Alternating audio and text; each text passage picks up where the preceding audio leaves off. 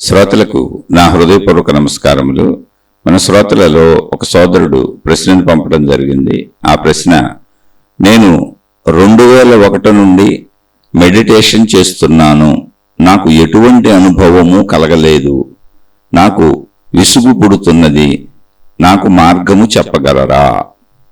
ఇదండి వీరి ప్రశ్న. వీరు 2001 నుంచి ధ్యానం చేస్తున్నారు, వీరికి ఎటువంటి అనుభవము కలగలేదు అని చెబుతున్నారు. ఏమైనా మార్గం చూపించగలరా అంటే ధ్యానంలో విసుగు కూడా పుడుతున్నది, ఏమైనా మార్గం చూపించగలరా అంటున్నారు. ఒక వ్యక్తి రోడ్డుపై నడుచుకుంటూ వెళుతున్నాడు.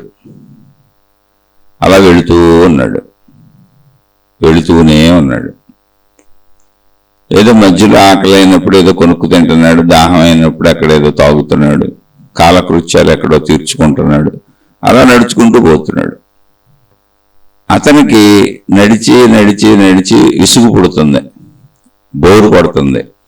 అలానే విశ్రాంతి తీసుకుంటున్నాడు, భోజనం చేస్తున్నాడు. భోజనానికి విశ్రాంతికి అన్నిటికీ డబ్బులు ఉన్నాయి, ఏ లోటు లేదు. సౌకర్యాలు, వసతులు, వనరులు అన్నీ అనుభవిస్తున్నాడు. శరీరాన్ని శుభ్రపరుచుకుంటున్నాడు, అన్నింటికీ అన్ని చేసుకుంటున్నాడు. దారిలో మళ్ళీ నడుచుకుంటూ పోతున్నాడు.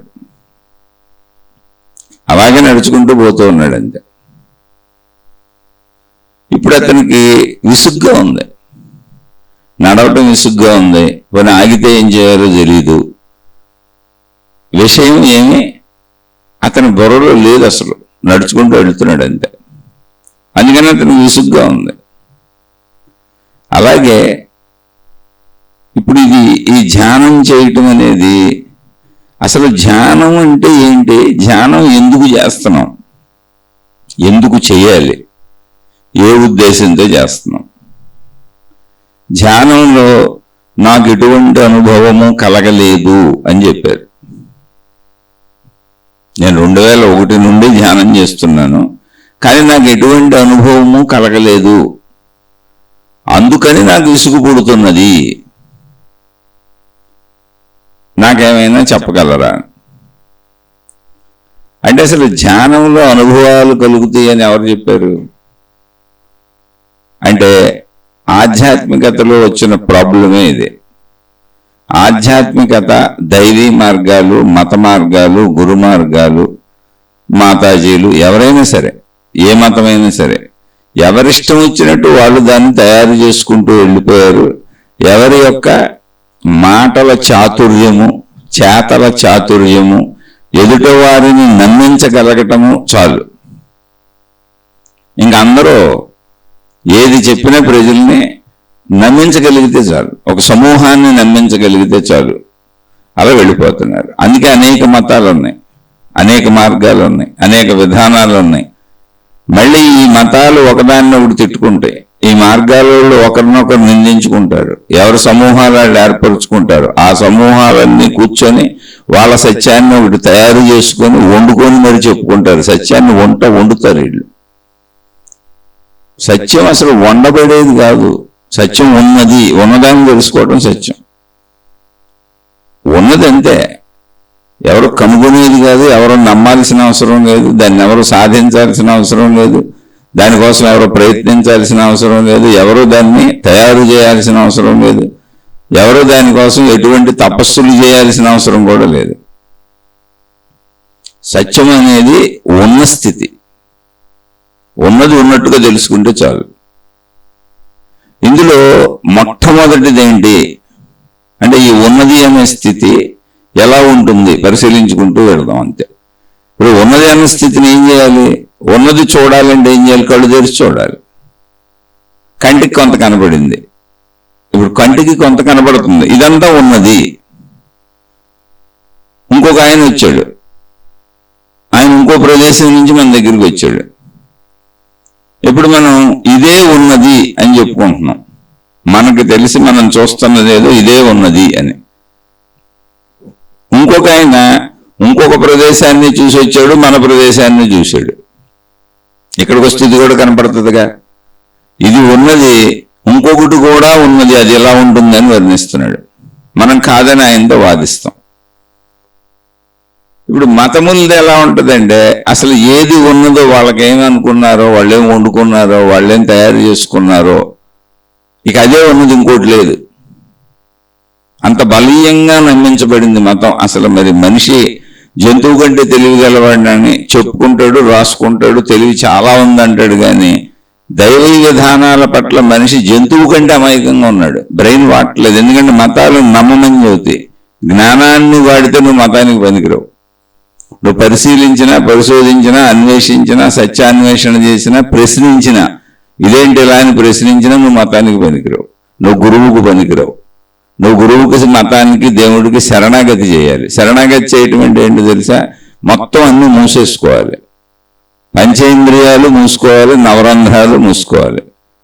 వాళ్ళు తెరవమన్నప్పుడు వాళ్ళు చెప్పింది వినాలి, అంతే. తెరిసి వాళ్ళు చెప్పింది అమ్మటే మూసేయాలి.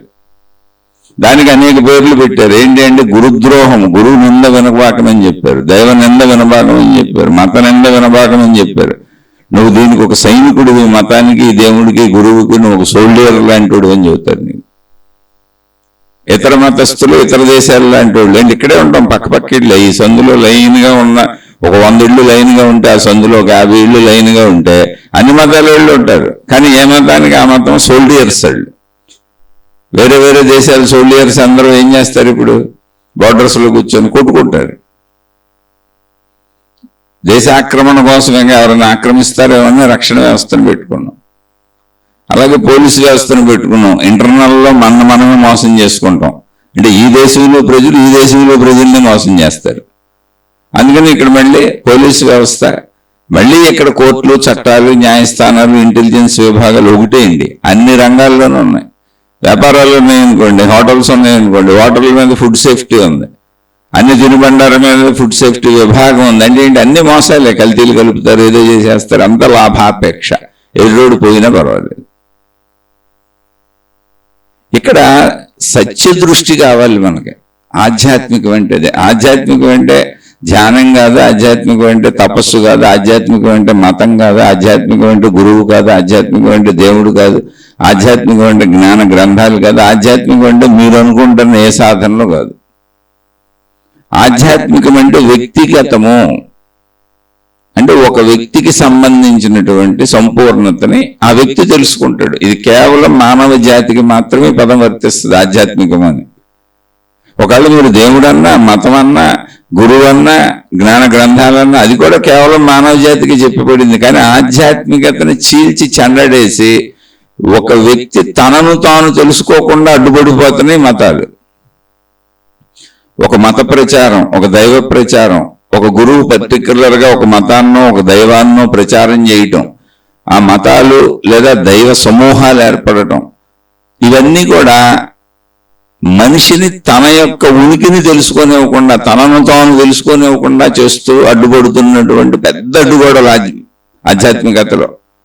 ఇవి మనిషికి మేలు చేస్తున్నామని చెబుతూ కీడు చేస్తున్నటువంటి అద్భుతమైన అహంకారపు అడ్డుగోడలు. ఒక ఫ్రేమ్, మతపు ఫ్రేమ్, అందులో ఇరికించేస్తారు. జూలో జంతువుని పెట్టినట్టు నీ మతంలో పెట్టారు, జూలో జంతువుని పెట్టినట్టు నిన్ను ఈ దేవుడి దాంట్లో పెట్టేశారు, ఈ గురువు దాంట్లో పెట్టేశాడు. ఆ గురువు, ఈ మాతాజీ అందులో పెట్టేసింది. ఆ సమూహంలో ఆ రంగేసేసారు నీకు. ఇప్పుడు జూలో పులులన్నీ ఒక చోట ఉంటాయి, సింహాలన్నీ ఒక చోట ఉంటాయి. అలా ఏ జంతువులు అంటే ఏ కేటగిరీ జంతువులన్నీ జూలో ఆయా విభాగాల్లో ఉంటాయి. మళ్ళీ ఒకదానికి ఒకటి కలపరు. లేళ్లు కూడా ఉంటాయి. లేళ్లను తీసుకెళ్లి సింహాలకు అందుబాటులో పెట్టరు, పులులకు అందుబాటులో పెట్టరు. పెడితే తినేస్తాయి. అన్నింటినీ విడివిడిగా పెట్టి అన్నింటికీ దేనాహారం దానికి పెడతా ఉంటారు, జూ వాళ్ళు పెడతా ఉంటారు. అలా నీకు మతమే జ్ఞానాహారం పెడతా ఉంటుంది. మన దేవుడే కరెక్ట్, మన మతమే కరెక్ట్, మన విధానమే కరెక్ట్. అలాగే నువ్వు దూరినటువంటి, నిన్ను దూర్చుకున్నటువంటి ఆ గురువు, ఆ దేవుడు, ఆ సమూహం, ఆ ప్రచారకర్తలు ఎవరున్నారో నువ్వు ఎలా ఆలోచించాలో వాళ్ళే చెబుతారు, నువ్వు ఎలా నమ్మాలో వాళ్ళే చెబుతారు, ఏం నమ్మాలో వాళ్ళే చెబుతారు, ఏ విధంగా ఆలోచించి నమ్మాలో వాళ్ళే చెబుతారు. అసలు నీ భావాలన్నీ వాళ్ళే నీ లోపల తయారు చేస్తారు. నీకంటూ సొంత భావాన్ని ఇవ్వరు, సొంత బుర్రతో ఆలోచించినవారు. కానీ ప్రకృతి నీకు సొంత బుర్రనిచ్చింది, సొంత తరకాయనిచ్చింది, సొంత ఆలోచన ఇచ్చింది, సొంత తెలివి ఇచ్చింది, సొంత ప్రజ్ఞ ఇచ్చింది. భౌతికంలో అన్నింటిలో నువ్వు సొంతంతోనే బతుకుతున్నావు. నీ కాళ్ళతో నువ్వు నడుస్తావు, నీ చేతులతో నువ్వు పనులు చేసుకుంటావు, నీకు సంబంధించిన శరీర అవయవాలన్నీ స్వీయముగా నీకు ఉపయోగపడేలా నువ్వు ఉపయోగించుకుంటావు. నీ అనుభవాల కోసం బతుకుతావు, నీ జీవితం కోసం బతుకుతావు.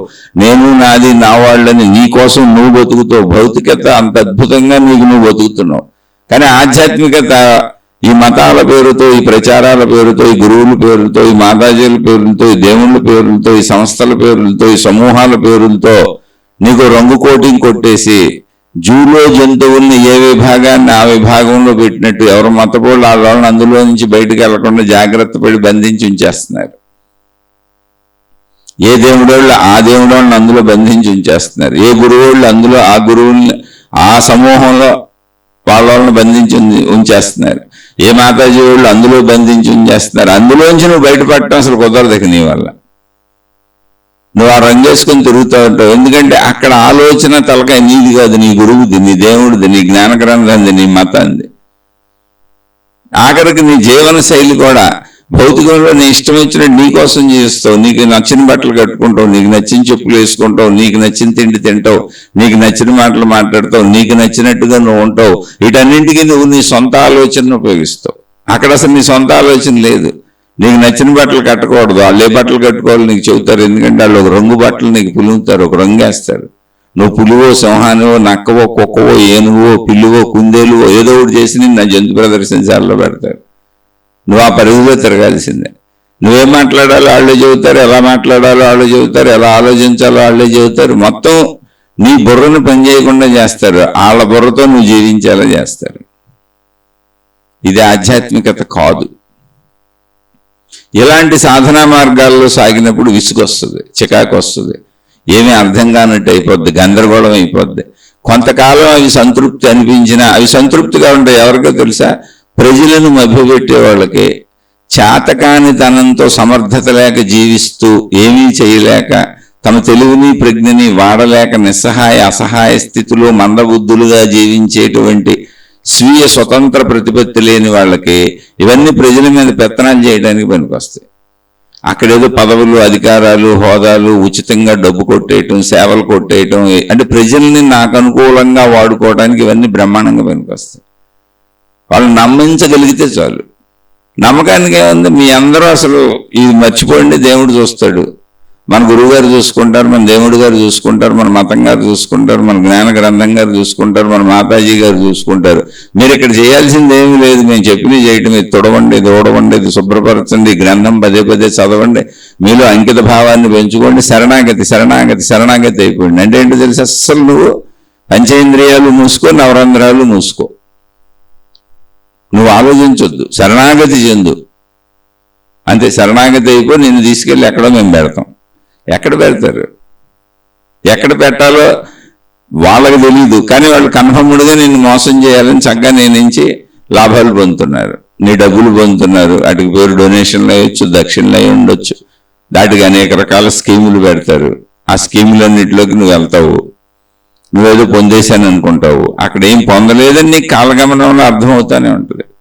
ఇప్పుడు 2001 నుంచి ధ్యానం చేస్తున్న ఈ సోదరుడు పెట్టినటువంటి ప్రశ్నే కాదు, అనేక మంది గురువుల దగ్గర, మాతాజీల దగ్గర, అనేక సంస్థలలో 40 ఏళ్ల నుంచి ఉన్నవాళ్ళు కూడా మా జీవితంలో మేమేమీ పొందలేదు, ఈ శీర్షికలు విన్నాక మాకు అర్థమైంది అసలు ఎలా ఆలోచించాలో. ఇంతకీ ఆధ్యాత్మికత అంటే గుణమార్పు.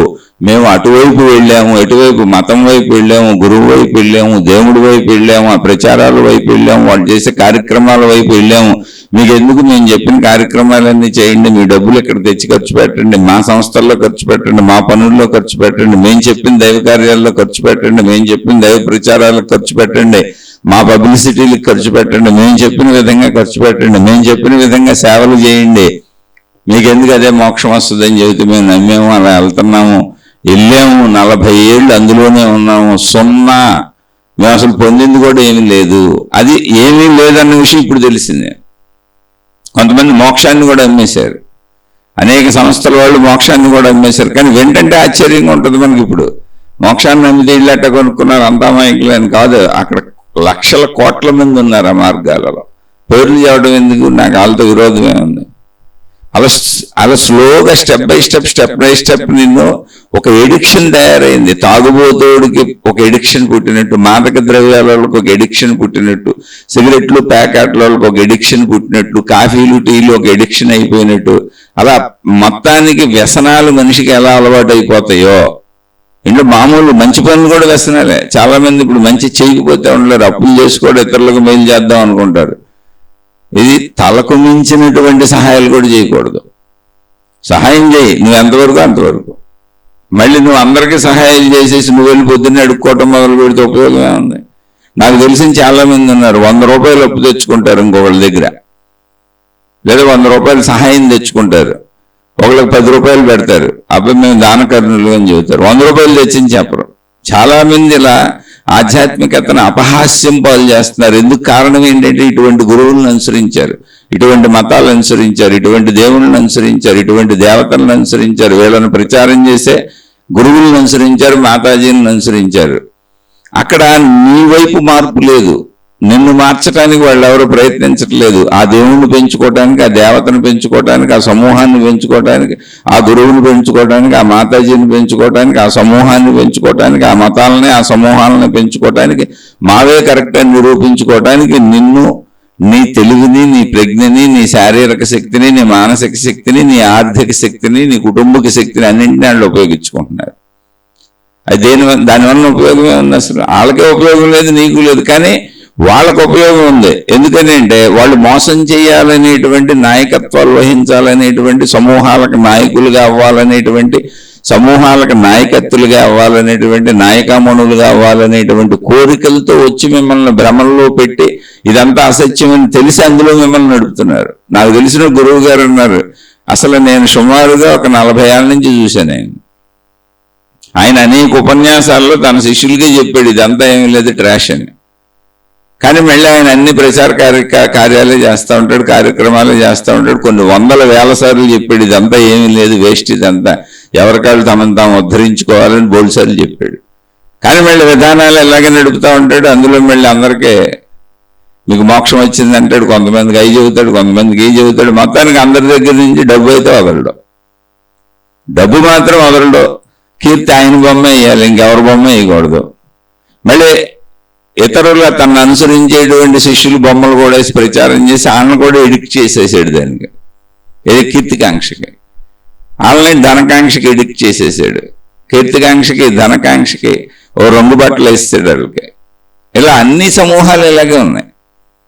ఊరికినే చెప్పట్లా, ఎంతో మందిని సుమారు 40 ఏళ్ళ నుంచి పరిశీలించి వాళ్ళతో తిరిగి వాళ్ళని చూసి అలా మళ్ళీ ఎంతోమంది మా జీవితాలు వృధా అయిపోయినాయి అని చెబుతున్నారు. పాపం అయిపోయింది అని చెబుతున్న వాళ్ళు 2 మంది ఉన్నారు. కానీ బయటకు వచ్చి ఎవరిని చెబుతారు? ఎందుకని ఏ గురువు అయినా ప్రచారం ద్వారా, ఏ సంస్థ అయినా ప్రచారం ద్వారా, ఏ మాతాజీ అయినా ప్రచారం ద్వారా, ఏ మతమైన ప్రచారం ద్వారా ప్రజల్ని ఆకట్టుకుంటుంది. నిన్నెవరు వెళ్ళమన్నారు? ఇప్పుడు వెళ్ళి ఫలానా గురువు నన్ను మోసం చేసాడని కోర్టులోని కేసు వేయటానికి లేదు, ఫలానా మతం నన్ను మోసం చేసిందని ఏ కోర్టులోని కేసు వేయటానికి లేదు. ఫలానా మత ప్రచారకర్తలు, ఫలానా మతాలను ప్రచారం చేసేవాళ్ళు, దేవుళ్ళని ప్రచారం చేసేవాళ్ళు మమ్మల్ని మభ్యపెట్టారు, మేము నమ్మేశాము, నమ్మాలని 40 ఏళ్ళు అనుసరించాం, 30 ఏళ్ళు అనుసరించాం, 20 ఏళ్ళు అనుసరించాం, 15 ఏళ్ళు అనుసరించాం, 10 ఏళ్ళు అనుసరించాం, 5 ఏళ్ళు అనుసరించాం, మా జీవితకాలం సర్వనాశనం అయిపోయింది. వాళ్ళ కోసం మా శారీరక, మానసిక, కుటుంబక శక్తులు ఖర్చు పెట్టాం, వాళ్ళ కోసం మా డబ్బు ఖర్చు పెట్టాం, మా కాలాన్ని ఖర్చు పెట్టాం, ఇదంతా వృధా అయిపోయిందని చెప్పడానికి లేదు, తెలిసినే చెప్పడానికి లేదు. ఎందుకని అంటే నిన్ను ఎవడెళ్ళమన్నాడు అని అడుగుతారు. ఇది మన దౌర్భాగ్యం. మనమే వెళ్తున్నాం, ప్రమాదం మనలో ఉంది, తప్పు మనలో ఉంది. ఎందుకు వెళ్తున్నాం అంటే చేప ముళ్ళుకు ఉన్నటువంటి మాంసపు ముక్కను చిన్న ఎర్రను ఎర్రగా వేస్తే దాన్ని తినేద్దామని ఆశతో వెళ్ళిన చేపలం మనం గేలానికి దొరికేసాం. ఆ ఎర్ర కింద ముళ్ళు గుచ్చబడి ఉంది, ఇనప ముళ్ళు. ఎర్రని తిందామని చేప నోరు తెరిచి దాన్ని ఎర్రని తినడానికి ప్రయత్నం చేయగానే ముళ్ళు వెళ్ళి చేప గుచ్చుకుపోయింది. ఇప్పుడు చేపకి తప్పుకోలేదు, విలవిల్లాడిపోతుంది. వెంటనే గేలా వేసినోడికి అర్థమైన చేప పడిపోయింది, మనం కానీ దాన్ని లాగేశాడు అంతే. ఇక దాన్ని వండుకు తినేస్తాడు.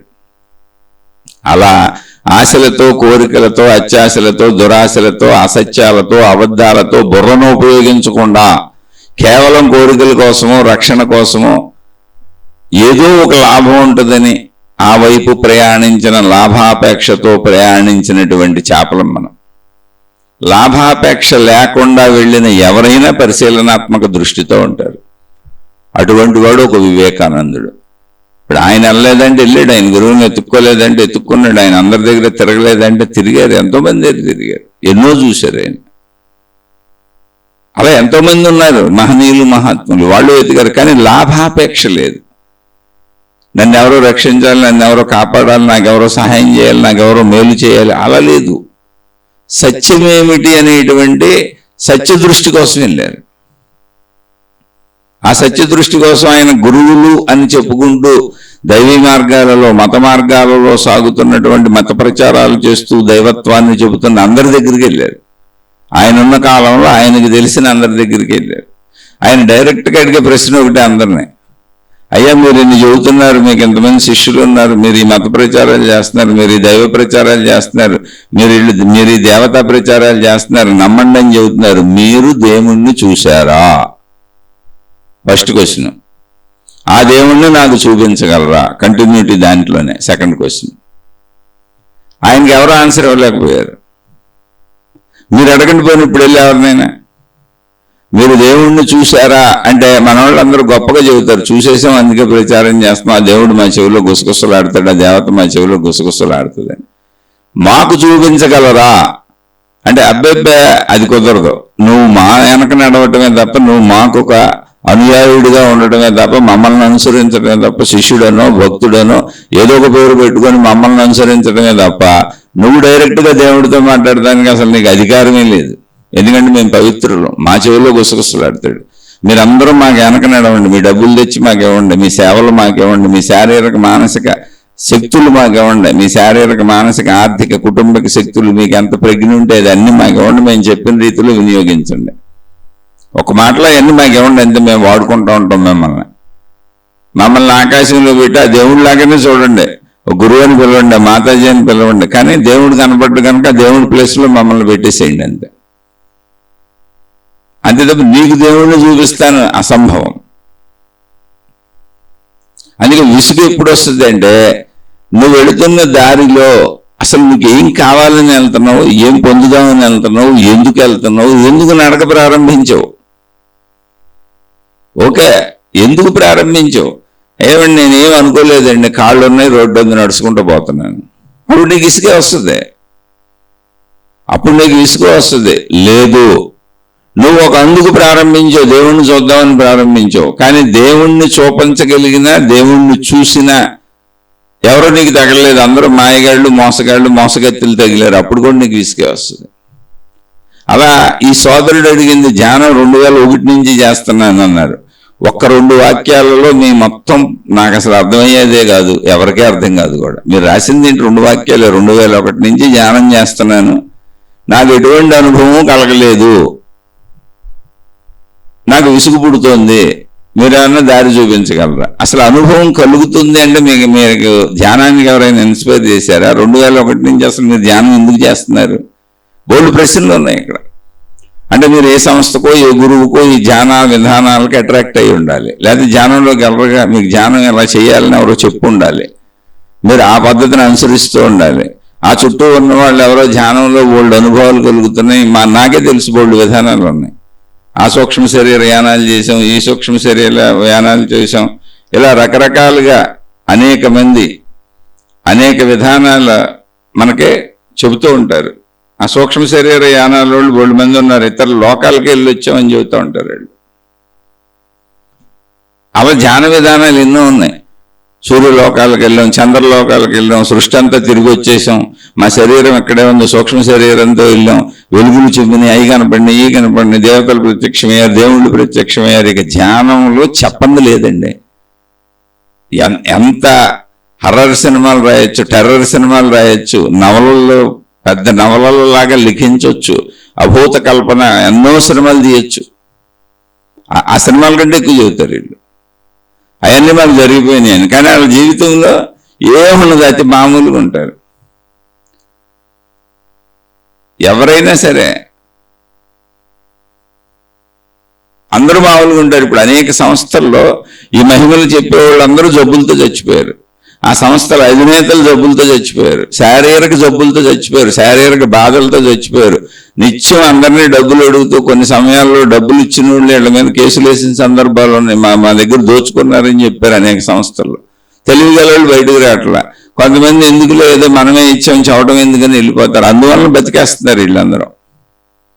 వీళ్ళు మామూలు దొంగలు కాదు, కనపడుతూ తెగబడి మోసం చేస్తున్న దొంగలు. మన నిజమైన దొంగలు మనకు తెలియకుండా దొంగతనం చేసి పారిపోతారు. వాళ్ళకి కొంచెం భయం ఉంది, వీళ్ళకి భయం కూడా లేదు. ఎందుకని నేను నమ్మించి మోసం చేస్తున్న దొంగలు అది నిజమేం చెబుతూ ఉంటారు ఎప్పటికీ దొంగలు వీళ్ళు కూడా. కాబట్టి మీరు వేసిన ప్రశ్నలో అసలు ధ్యానం ఎవరు చేయమన్నారు, ఎందుకు చేయమన్నారు, ధ్యానం చేస్తే ఏమొస్తుంది అని చెప్పారు, ఏ అనుభూతులు వస్తాయని చెప్పారు, అసలు ధ్యానానికి మిమ్మల్ని ప్రోత్సహించిన వాళ్ళు ఎవరు, 2001 అంటే ఇప్పుడు 2026 అంటే 25 ఏళ్ల నుంచి ఆ మార్గంలో వెళుతూ నాకు ఇప్పటికీ ఏ అనుభవం లేదు, నాకు విసుగు పుడుతుందని మీరు అన్నారంటే మీరు దేనికోసం ఎక్స్పెక్ట్ చేస్తున్నారు. నేను 2 రకాలు చెప్పాను. ఒకటి నడుచుకుంటూ వెళ్ళిపోతున్నాడు, గమ్యం లేదు, ఎక్కడికి వెళ్తున్నాడో తెలియదు, ఎందుకు వెళ్తున్నాడో తెలియదు, అసలు ఊరికనే కాళ్ళు ఉన్నాయి, నడుస్తున్నాను, రోడ్డు ఉంది నడుస్తున్నాను, అందరూ పోతున్నారు వాళ్ళతో పాటు నేను పోతున్నాను అన్నాడు. నువ్వెందుకు నడుస్తున్నావు, రోడ్డు ఉంది ఓకే, కాళ్ళు ఉన్నాయి, నువ్వెందుకు నడుస్తున్నావు? ఏవో రోడ్డు మీద చాలా మంది వెళ్తున్నారు, వాహనాలు వేసుకుపోతున్నారు, ఎవరి స్థితిలో వాళ్ళు పోతున్నారు, నేను కూడా అలాగే అందరూ పోతున్నారు కదా నేను పోతున్నా, అందరూ పోతున్నారు కనుక నేను పోతున్నా, అందరినీ చూసి నేను పోతున్నా. వాళ్ళందరూ ఎందుకు వెళ్తున్నారు ఏమో నాకేం తెలుసు, వాళ్ళందరూ ఎందుకు వెళ్తున్నారు, వాళ్ళందరూ వాళ్ళ పనుల మీద పోతున్నారయ్యా. వాళ్ళందరూ వాళ్ళ పనుల మీద పోతున్నారు, నీకు రోడ్డు మీద కనపడతారు కానీ ఆ ఊరు వచ్చింది ఆ ఇల్లు వచ్చింది అటు పోయారు నీకేం తెలుసు. వాళ్ళు ఎవరికళ్ళు వాళ్ళ పనుల మీద పోతున్నారు, వాహనాలు ఉన్నవాళ్ళు వాహనాల మీద పోతున్నారు, నడిచేవాళ్ళు నడిచేది పోతున్నారు, ఎవరికళ్ళు వాళ్ళ పని మీద పోతున్నారు. నీ పని ఏంటి? నేను వాళ్ళని చూసి నడుచుకుంటూ పోతున్నానంటే నువ్వు ప్రపంచంలో ఎక్కడికి వెళ్ళినా ఆ రోడ్డు మీద వెళ్ళేవాళ్ళు ఉంటారు. ప్రపంచం అంతా రోడ్లే ఉన్నాయి, ఎక్కడ చూసినా రోడ్ల మీద వెళ్ళేవాళ్ళు ఉంటారు, లేకపోతే రోడ్లు వేయరుగా. వాళ్ళందరూ ఒక పర్పస్ఫుల్గా వెళ్తున్నారు. వాళ్ళ వృత్తి వ్యాపార ఉద్యోగాలకో కార్యాలకో బంధువుల ఇంటికో చుట్టాల ఇంటికో పక్కూరో పుణ్యక్షేత్ర యాత్రలో తీర్థయాత్రలో ఏదో ఒక పర్పస్ పెట్టుకు వెళ్తున్నారు, మంచికో చెడుకో పర్పస్ ఉంది. నువ్వెందుకు వెళ్తున్నావు? అందరూ వెళ్తున్నారు కనుక నేను వెళ్తున్నానండి, కానీ వెళ్తుంటే నాకేమీ కనపడతలేదు, అనుభవం అవ్వలేదు అంటే అర్థం లేదు. అందులో వాళ్ళు పర్పస్ఫుల్గా వెళ్ళినప్పుడు పర్పస్సే అనుభవం, వాళ్ళకి అనుభవం కూడా ఏమి లేదు, అక్కడ పర్పస్సే అనుభవం, అక్కడ పర్పస్ తప్ప ఏమీ లేదు. వాళ్ళు పర్పస్ఫుల్గా పోతున్నారు, వాళ్ళకి అనుభవం అవ్వక్కర్లా. ఈ ఊరి నుంచి బయలుదేరినాయన ఆ ఊరింటి వాళ్ళ అత్తారింటికి పోయాడు, ఇంకొకైనా వాళ్ళ అమ్మగారింటికి పోయాడు, పుట్టింటికి పోయాడు, ఇంకొకళ్ళు స్నేహితుల ఇంటికి పోయారు, ఇంకొకళ్ళు వృత్తి వ్యాపార ఉద్యోగాల్లో ఏదో చూసుకోవడానికి పోయారు, ఇంకొకళ్ళు విహారయాత్ర పోయారు, ఇంకొకళ్ళు తీర్థయాత్ర పోయారు, ఇంకొకళ్ళు దొంగతనానికి పోయారు, ఇంకొకళ్ళు దొరతనానికి పోయారు, ఇంకొకళ్ళు వ్యభిచారానికి పోయారు, ఇంకొకళ్ళు తాగుబోతులకు పోయారు. అన్ని మంచి చెడుకి కొన్ని వేల లక్షల పనులకు వెళ్తున్నారు వాళ్ళు. అదే వాళ్ళ అనుభవం. వాళ్ళు పని మీద వెళ్తున్నారు కనుక వాళ్ళ అనుభవాలు కోరుకోరు, పని పూర్తి అవుద్ది అంతే. ఆ పనులు పూర్తి చేసుకోవడానికి నిత్యం తిరుగుతూనే ఉంటారు అందరూ. నువ్వెందుకు వెళ్తున్నావు? ఏమో అందరూ వెళ్ళిపోతున్నారంటే అక్కడ ఏదో ఉండి ఉంటుంది అందుకని నేను వెళ్తున్నాను. ఆ ఏంటో నాకు తెలియట్లేదు, ఎంత దూరం వెళ్ళినా రోడ్డు ఉంది, మనుషులు వెళ్తానే ఉన్నారు, నాకైతే అనుభవం అవట్లేదు. అంటే అసలు ఒక పని మీద నువ్వు ఎందుకు వెళ్తున్నావు అని ఉద్దేశం నీకేమిటి? అందుకే ఆధ్యాత్మికత వ్యక్తిగతం అని చెప్పాను. మతవాదులకి ఈ మతాన్ని, ఈ మత సంబంధ దైవాన్ని పెంచటమే మతము యొక్క లక్ష్యము. అది నేర్పుతారు ఆ మత సమూహం మొత్తానికి.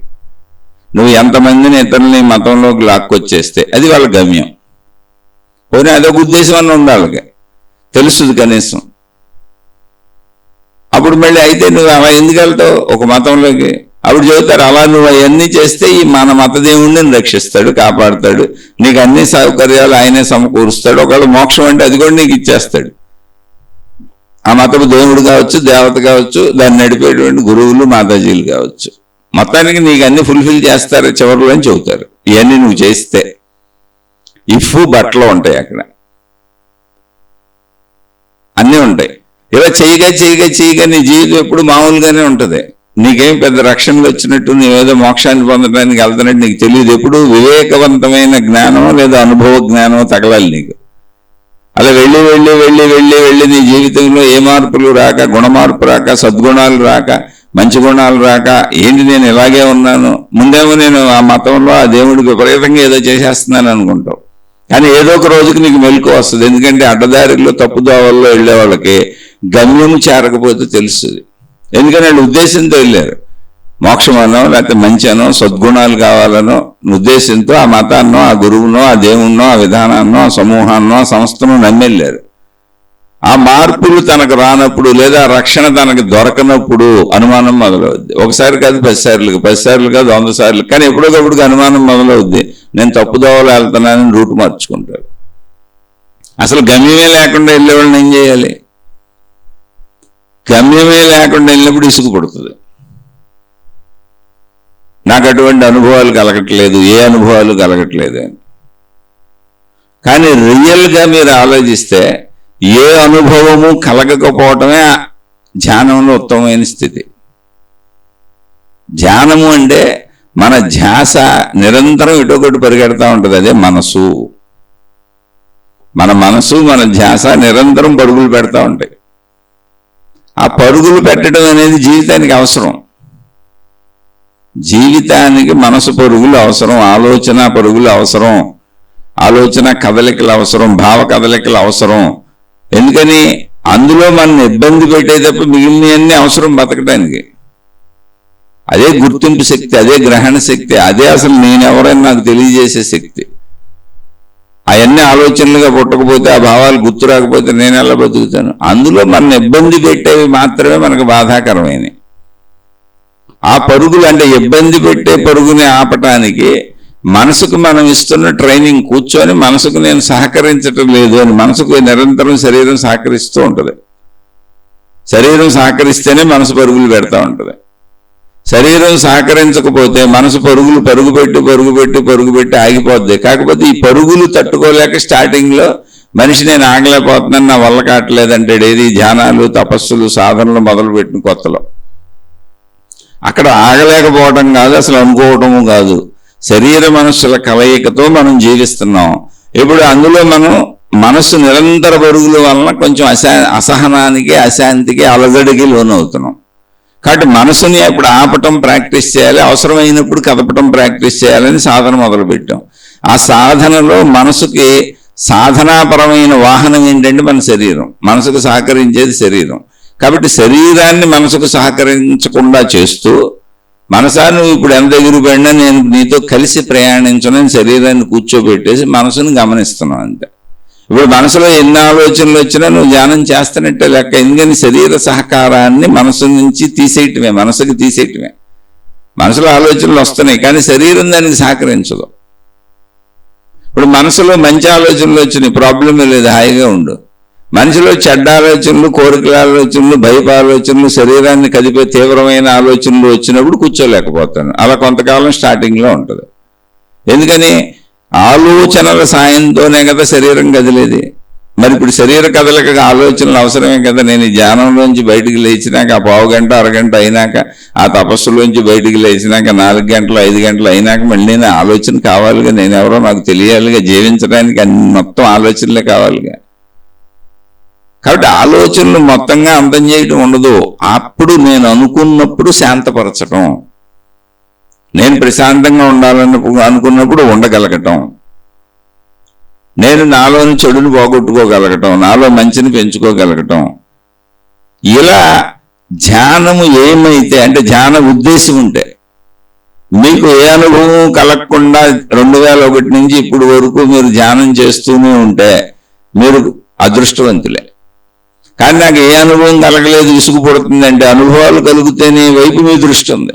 అంటే ఏం లేదు, మహిమలు, మాయలు, అద్భుతాలు. ఏ అనుభవం అక్కర్లేదు. అసలు ధ్యానం అంటేనే అనుభవం లేని స్థితి. అనుభవం పొందకుండా ఉండటానికే శరీరాన్ని ఆపేశాం. అనుభవాలు పొందేది శరీరంతో. కన్ను చూసి అనుభవాలు పొందుద్ది, చెవి విని అనుభవాలు పొందుద్ది, ముక్కు వాసన చూసి అనుభవాలు పొందుద్ది, నాలుక రుచులు చూసి అనుభవాలు పొందుద్ది, శరీరం స్పర్శలతో అనుభవాలు పొందుద్ది. మాట్లాడి ఎదుటి వాళ్ళకి అర్థమయ్యేలా చెప్పి ఎదుటి వాళ్ళు మాట్లాడుతాం, దాన్ని అర్థం చేసుకుని మాటల ద్వారా అనుభవాలు పొందుతాం. ఇవన్నీ శబ్ద రూపంలోకి వెళ్ళిపోతాయి. శబ్ద స్పర్శ రూపరస గంధముల ద్వారా నిత్యము శరీరంతో మెలకువలు అన్ని అనుభవాలు పొందుతున్నాం. ఒక్క గాఢ నిద్రా స్థితిలో హాయిగా నిద్రపోతూ ఉన్నాం, శారీరక అనుభవాలు లేవు, అక్కడ నిద్రానుభవం ఉంది. మళ్ళీ అది మెలకు వచ్చినాక తెలిసే అనుభవం, అప్పుడు అనుభవిస్తున్నప్పుడు తెలియదు. అది మెలకు వచ్చినాక బాగా నిద్రపోయిన హాయిగా ఉంది, సుఖంగా ఉందన్న. అంటే అక్కడ మనసు లేదు, శరీరం లేదు, అది ప్రాణశక్తి స్థితిలోకి వెళ్ళాం. ప్రాణశక్తి స్థితిలో ఎలా ఉంది అంటే అసలు సృష్టి లేదు, నేను లేను, భావాలు లేవు, కానీ ఆనందంగానే ఉంది, హాయిగానే ఉంది. మెలకు వచ్చినాక తెలుస్తుంది. అంటే మనసులోకి వస్తే, శరీరంలోకి వస్తేనే ప్రాణశక్తి స్థితి యొక్క అనుభవం, నిద్రాస్థితి యొక్క అనుభవం తెలుస్తుంది. ఎందుకంటే అసలు తెలియట అనేది జరిగేది మనసులో. కాబట్టి అనుభవాలు ధ్యానంలో జరగకూడదు. ఎందుకని? మనం శరీరం లేకుండా అక్కడ మనసుతో ఉంటున్నాం. మనం మనసు శరీరంతో కలిసి వెళ్ళినప్పుడు అనుభవాలు జరుగుతాయి. శరీరంతో ఆపేసి, అంటే శరీర కదలికలను ఆపేసి మనం కూర్చున్నాం ఒక స్థిరాసనంలో, ప్రశాంతంగా కూర్చున్నాం. మనసాన్ని ఎంత కదిలినా నేను కదలనని, అప్పుడు అనుభవాలు అవ్వకూడదు. అనుభవాలు అయితే అది శరీర అనుభవాలు. ఒకవేళ మనో అనుభవాలు అంటే భ్రాంతులు. శరీరం లేకుండా మీరు అన్నం తినగలరా? ఆకలి తీరుతుందా? కళ్ళు తెరవకుండా మీరు దృశ్యం చూడగలరా?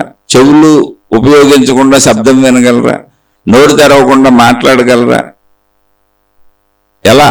పంచేంద్రియాలు ఉపయోగించకుండా, మీ శరీరాన్ని ఉపయోగించకుండా శారీరక కోరికలు తీర్చుకోగలరా? మీ శరీరాన్ని ఉపయోగించకుండా స్పర్శానుభవాలు పొందగలరా? కాదు, నేను అలా పొందుతున్నానంటే ఖచ్చితంగా స్వప్నలోకంలో అలాగే జరుగుద్ది. నిద్రలో, కళలో మనకు అలాగే జరుగుద్ది. అది మానసిక లోకం. మనం నిద్రపోతున్నప్పుడు మన మనసులో ఉన్నటువంటి ప్రాపంచిక విషయములన్నింటినీ మనసు తిరగవేసుకుంది, తిరగదోడుకుంది. అది ఇంకా నిద్రపోలేదు. అందుకని అప్పుడు కళలు వచ్చినాయి. నేను మెలకువ జీవితంలో నేనుంటాను, నేను నా శరీరంతో తిరుగుతూ అన్నిటినీ అనుభవిస్తూ ఉంటాను. అవి సుఖ దుఃఖ భయాలు ఏదైనా కావచ్చు. అవి సుఖం కావచ్చు, దుఃఖం కావచ్చు, భయం కావచ్చు, ఆనందం కావచ్చు, శృంగారం కావచ్చు, ఏదైనా కావచ్చు. మెలకువలో సేమ్ అలాగే కలగంటది. అది శరీరం నిద్రపోయింది, మనసు కలగంటది. కలగంటం ఏంటి? మనో సంచారం జరుగుతూనే ఉంది. ఎందుకు జరుగుతుంది? శరీరం వచ్చి లెగుస్తుందేమో, మళ్ళీ అనుసరించవచ్చు అని అది ఆలోచనలు క్రియేట్ చేస్తుంది. కానీ శరీరం లేవట్లేదు, శరీరం నిద్రపోయింది. అప్పుడు మనసు సంచారం అంతా మనకి స్వప్నలోకంలాగా ఉంటుంది. అక్కడ నేను ఉంటాను, నా శరీరం ఉంటుంది. మొత్తం ప్రపంచంలో, భౌతిక జీవితంలో నేను ఎలా అన్ని అనుభవిస్తూ ఉంటానో, శృంగార రసం నుంచి భయానక భీభత్స రహసాల వరకు అన్ని రసాలు ఉంటాయి, నవరసాలు ఉంటాయి. నవరసాల పరిపూర్ణ జీవితం కళ్ళలో వెళ్తానే ఉంటుంది. కానీ అది కళని మెలకు వచ్చినాక తెలుస్తుంది అదేమీ లేదు, కేవలం భ్రమని కొట్టేస్తాం. అలాగే ఒక ధ్యానంలోనో, ఒక తపస్సులోనో మీకు మెరుపులు కనపడిన, వెలుగులు కనపడిన, దేవుళ్ళు ప్రత్యక్షమయ్యారు, దేవతలు ప్రత్యక్షమయ్యారు, దెయ్యాలు ప్రత్యక్షమైన సూక్ష్మలోక యానాలు చేసి వచ్చేసారంటే మీరు ధ్యానంలో, తపస్సులో కలగంటున్నారు, మనోలోక సంచారం చేస్తున్నారు. ఆ సంచారం ఎలా చేయాలో మీకు ధ్యానం వాళ్ళే ముందు నేర్పేస్తారు. మీకు ఆల్రెడీ గైడ్ లైన్స్ ఇచ్చేస్తారు, ఒక రహదారి ఏర్చేస్తారు, ఒక రహదారిని వేస్తారు. ప్రతి సంస్థ, ప్రతి గురువు, ప్రతి విధానము, ప్రతి పద్ధతి, ప్రతి మతము, ప్రతి సాధన నేర్పేవాళ్ళు రోడ్లే చేస్తారు. సాధన ఇలా చేయాలి, ఇలా భావించుకోవాలి, ఇలా ఊహించుకోవాలి, ఇలా అని వాళ్ళే చెప్పేస్తారు. ఇంకేమైనా మీకు అయ్యే కనపడతాయి. ఇప్పుడు సూక్ష్మలోక యానాలు తిరిగి వస్తామని ఒక సంస్థలు చెప్పారనుకోండి, కొన్ని రోజుల తర్వాత మీరు ఊహించుకోవటం మొదలు పెడతారు. నా శరీరం ఇప్పుడు శరీరంలోంచి బయటకు వచ్చేసింది, వాళ్ళే చెబుతారు. సూక్ష్మ శరీరం బయటకు వచ్చేసింది, దానికి ఒక సిల్వర్ లైన్ ఉంది, అదేం శరీరం నుంచి విడిపోలేదు. అంటే బయటకు వెళ్ళింది మళ్ళీ తిరిగి తన శరీరంలోకి రావాలని రూట్ తెలియాలి కదా. దానికి రూట్ తెలియకుండా ఎటో పోద్దేమో అని మళ్ళీ ఒక భ్రాంతి కల్పించుకొని వీళ్ళే మన శరీరంలోంచి దానికి ఒక సిల్వర్ థ్రెడ్ ఉంది, అది ఎంత దూరం వెళ్ళినా వెళ్ళిపోతూ ఉంటుందంట. మన శరీరం నుంచి ఒక సిల్వర్ థ్రెడ్ అంటే కాంతి పుంజం, ఒక వెండి కాంతి పుంజం లేదా ఒక బంగారు కాంతి పుంజాన్ని పట్టుకొని సూక్ష్మ శరీరం, ఒక వెండి రంగులోనో బంగారు రంగులోనో ఉన్న సూక్ష్మ శరీరం నాది, నా రూపంలోనే ఉంటుంది, కానీ సూక్ష్మ శరీరం అది. ఇక అది మొత్తం విశ్వం అంతా తిరిగేస్తుంది. నా శరీరం నుంచి దానికి ఇదే నా శరీరం అని మళ్ళీ వెనక్కి రావడానికి దానికి రూటు తెలియకుండా మర్చిపోద్దామోనని మళ్ళీ దానికి ఒక సిల్వర్ లైన్ అలా వెళ్తూ ఉంటుంది, తీగలాగా. ఏంటి? కాంతి తీగలాగా, ఒక వెండి తీగలాగా, ఒక బంగారు తీగలాగా. అది తిరిగేసి చంద్రలోకాలు, సూర్యలోకాలు, గ్రహగోళాలు మొత్తం తిరిగేసి అన్ని లోకాలు తిరిగేసి అన్ని లోకాల్లో ఉన్న వాళ్ళందరినీ చూసేసి, అంటే వీళ్ళు చెబుతారు ఏ లోకంలో ఎవరున్నారు, ఎక్కడున్నారు, ఎలా ఊహించుకోవాలి, మొత్తం వీళ్ళు మ్యాప్ ఇస్తారు నీకు. నీ మనసుకి ముందే వీళ్ళు ఆటోమేటిక్ సజెషన్స్ ఇచ్చేస్తారు, హిప్నటైజ్ చేసి. వాటినన్నింటినీ నువ్వు ఇప్పుడు కల్పనాత్మకంగా, ఊహాత్మకంగా చూసి వస్తావు. ఎందుకని అవి చూడమని చెబుతున్నారు, ఇలా చూడమని చెబుతున్నారు కనుక. మళ్ళీ అది వెనక్కి వచ్చేసి ఆ సిల్వర్ థ్రెడ్ ఆధారంగా ఆ దారం, ఆ వెండి కాంతిపుంజపు దారం ఆధారంగా, బంగారు కాంతిపుంజపు దారం ఆధారంగా మళ్ళీ నీ సూక్ష్మ శరీరం వచ్చి నీలో కలిసిపోదు. ఇది ఒక రకం ధ్యానం. ఇలాంటి ధ్యానాలు కోకొల్లలు చెప్పారు. ఒకటి కాదు, రెండు కాదు, వందలు, వేలు, లక్షల మార్గాలు చెప్పారు ఎవరికి తోచింది వాళ్ళు. ఇప్పుడు నువ్వు అయ్యే చేస్తావు అంటే ఏంటి? మెలకువలో కూర్చొని ధ్యానంలో కలగంటున్నావు. వాటిని అనుభవాలు అంటున్నారు. మీరు ఇప్పుడు ప్రశ్న వేసిన ఆయన నాకు 2001 నుంచి ఇప్పటి వరకు ఏ అనుభవం కలగలేదండి. మీరు చాలా అదృష్టవంతులు. ఎందుకనంటే వాళ్ళ హిప్నటిజంకి మీరు గురి అవ్వలేదు. ఇప్పుడు ఆ గురువులో, ఆ సంస్థలలో, ఆ ధ్యానం చేయమన్నలో చేయటానికి మీకు ఒక పుస్తకమో ఒక మనిషో ఏదో ఒక ఆధారత లేకపోతే మీరు ధ్యానంలోకి వెళ్ళరు. కానీ ధ్యానంలో ఎటువంటి అనుభవం నాకు అవ్వలేదు అంటే మీరు వాళ్ళు చెప్పినటువంటి హిప్నటైజ్ చేసినటువంటి విధానానికి మీరు హిప్నటైజ్ అవ్వలేదు. అసలు అవ్వకుండా ఉండమే ధ్యానం. ధ్యానం అంటే ఏ అనుభవం లేని అనుభవ రాహిత్య స్థితి. ఎందుకని? అనుభవాలు పొందేది శరీరం, మనసు శరీరంతో అనుభవాలు పొందుద్ది. శరీరం అనుభవాన్ని తెచ్చుకుంటుంది, అనుభవించేది భోగ వస్తువు శరీరం. ధ్యానము అన్నప్పుడు శరీరం మనసుకి సహకరించకుండా చేస్తున్నాం. మనసుని ఆపాలనుకుంటున్నాం. నిరంతరం పరుగులు మా వల్ల కావట్లేదు, ఈ శరీరంతో నిరంతరం అనుభవిస్తూ తిరుగుతూ మాకు ఓపిక సరిపోవట్లేదు. ఇక ఎప్పటికీ ఈ అనుభవాలైనా, ఈ పరుగులైనా, ఈ ఆశలైనా, ఈ అత్యాశలైనా, ఈ దురాశలైనా, దీనివల్ల చెడులు కూడా చేస్తున్నాం. అనేక మంది చెడు చేస్తున్నారు, నేను చెడు చేస్తున్నాను. నా చెడు వల్ల నేను నష్టపోతున్నాను, ఇతరులు నష్టపోతున్నారు, ఇతరుల చెడు వలన నేను నష్టపోతున్నాను. ఇదంతా గందరగోళంగా ఉంది. అందుకని చెడుని ఆపాలి అంటే ముందు మనసును ఆపాలి, శరీరాన్ని ఆపాలి. మనసును ఆపడానికి శరీరానికి సహకరించేది మనసుకు సహకరించేది శరీరం కనుక శరీరాన్ని ఆపడం నా వల్ల వద్దు, టక్కన కూర్చోబెట్టేయగలను. మనసు ఎంత బలవంతంగా ప్రోత్సహించినా నేను కూర్చోబెట్టేయగలను. అందుకని కూర్చోబెట్టేస్తున్నా.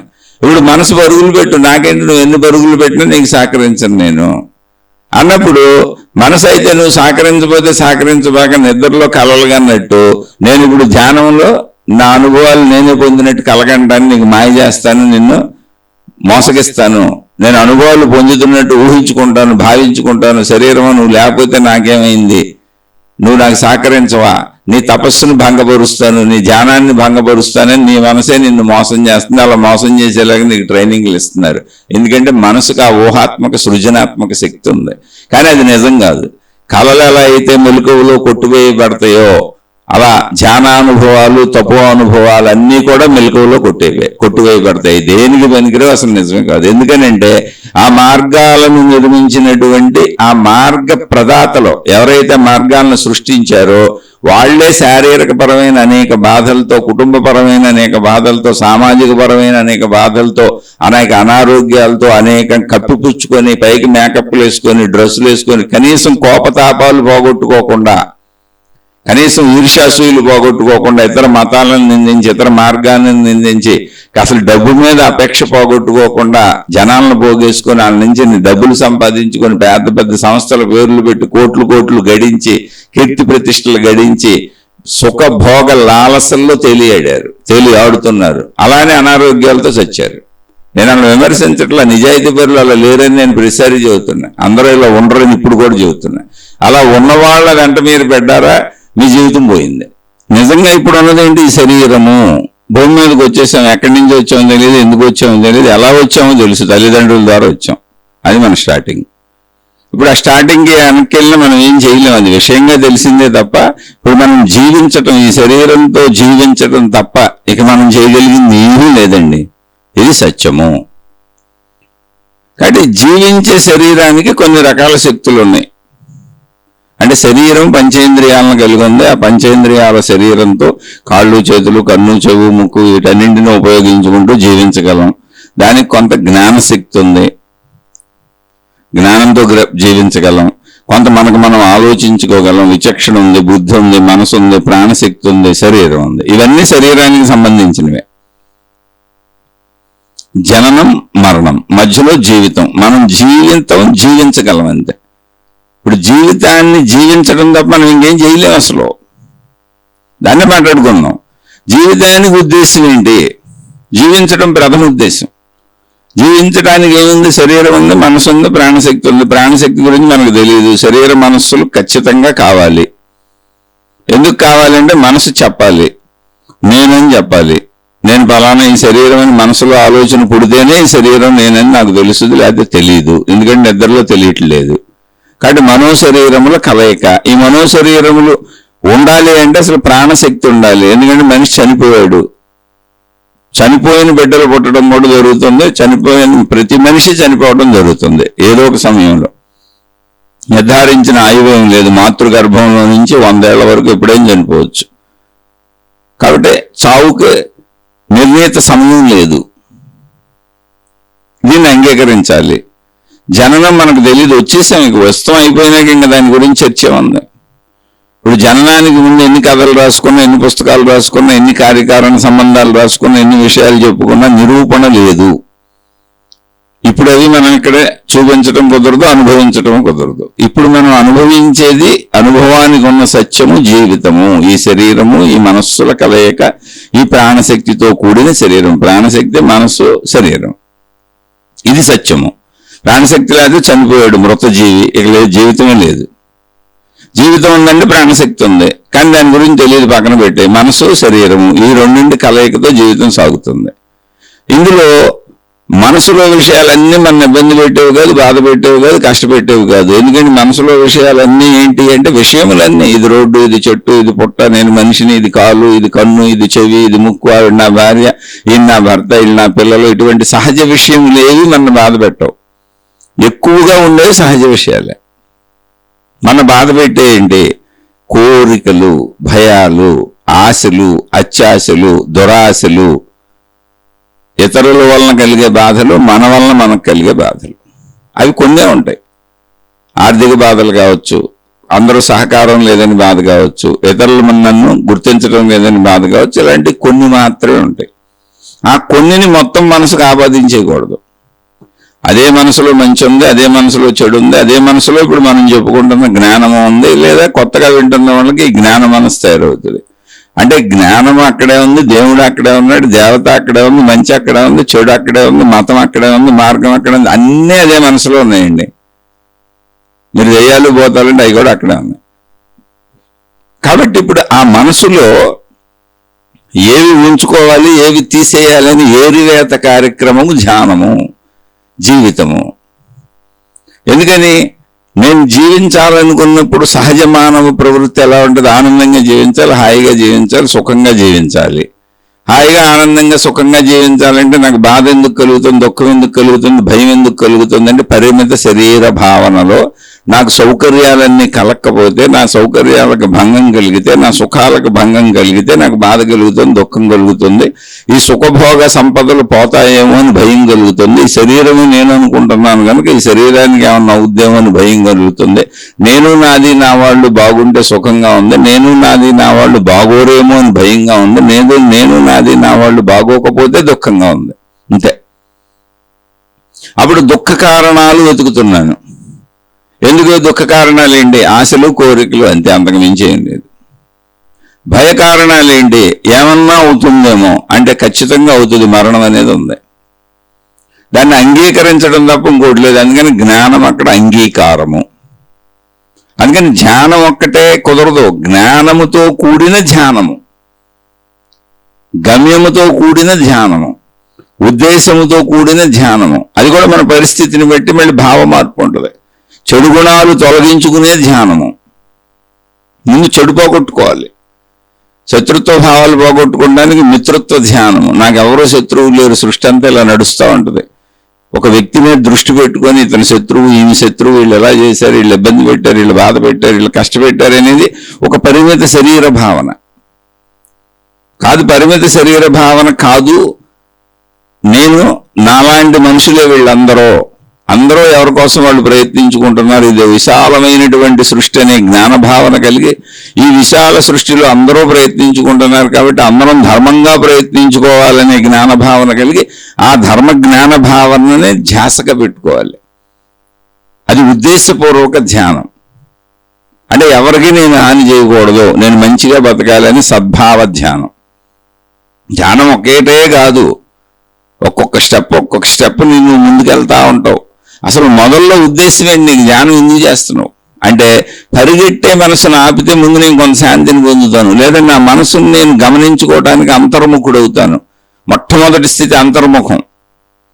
కూర్చో ప్రశాంతంగా, నిన్ను చూసుకో. ఎట తెలుస్తుంది నిన్ను చూసుకోవడానికి? అందుకని కళ్ళు తెరవకో, పంచేంద్రియాల పని ఆపేసే, శరీర పని ఆపేసే, శరీరంతో ఏ కార్యం చేయకు. ఆటోమేటిక్గా నీ మనసులో ఉన్నాయని నీకే కనపడతాయి, నీకే వినపడతాయి, నువ్వు నీకు బాగా తెలుస్తావు. అలా కొన్నాళ్ళ ముందు నిన్ను నువ్వు తెలుసుకో. నిన్ను నువ్వు తెలుసుకునేటప్పుడు వాటితో మమేకం అయిపోబాక. రెండవ వాడిగా నిన్ను నువ్వు చూసుకో. నిన్ను నువ్వే గమనించి. ఆ శక్తి నీకుంది, నీ ప్రాణశక్తికి ఆ శక్తి ఉంది, నీ మనసుకి ఆ శక్తి ఉంది. శక్తి తనను తాను చూసుకోగలదు. శక్తే తను తాను అనేకంగా అయిపోయింది, అదే సృష్టి. అది తనను తాను చూసుకోగలదు, వేరుగాను చూసుకోగలదు, ఏకంగాను చూసుకోగలదు, గమనించుకోగలదు, శోధించుకోగలదు, సాధించుకోగలదు, ప్రయత్నించుకోగలదు, వేరుభావం తెచ్చుకోగలదు, ఏకభావం తెచ్చుకోగలదు, అన్ని చేయగలదు. శక్తికి అన్ని లక్షణాలు ఉన్నాయి. కాబట్టి నిన్ను నువ్వు గమనించుకో. అది తెలుస్తుంది అందరికీ, గమనించుకోగలం. అందుకని ధ్యానములో మొదటి ఉద్దేశం ఏంటి? ఏదో అందరూ రోడ్డు మీద వెళ్తున్నారు, నేను రోడ్డు మీద వెళ్ళిపోతున్నాను, వాళ్ళందరికీ ఏదో కనపడుతూ ఉంటుంది, వాళ్ళందరికీ ఏదో తెలిసి ఉంటుంది. లేకపోతే రోడ్డు మీద అలా ఎందుకు పోతూ ఉంటారు, అంతమంది అంత వేగంగా ఎందుకు పోతూ ఉంటారంటే వాళ్ళ ఉద్దేశాలకు పోతున్నారు. ఉద్దేశమే లేకుండా నేను ఎక్కడికి వెళ్తాను, వీళ్ళందరూ వెళ్తున్నారు కదా నేను వెళ్ళిపోతానని సమూహాల్లో చేరిపోతూ ఉంటారు. అదే మతాలు, మార్గాలు, గురువులు, మాతాజీలు, విధానాలు, సంస్థలు, రంగు బట్టలు, రంగు డ్రెస్సులు, ఆకృతులు, ఆకారాలు, ఆచార సాంప్రదాయాలు. బయటకు వ్యవహారికంగా అలా కనపడితే సరిపోదు.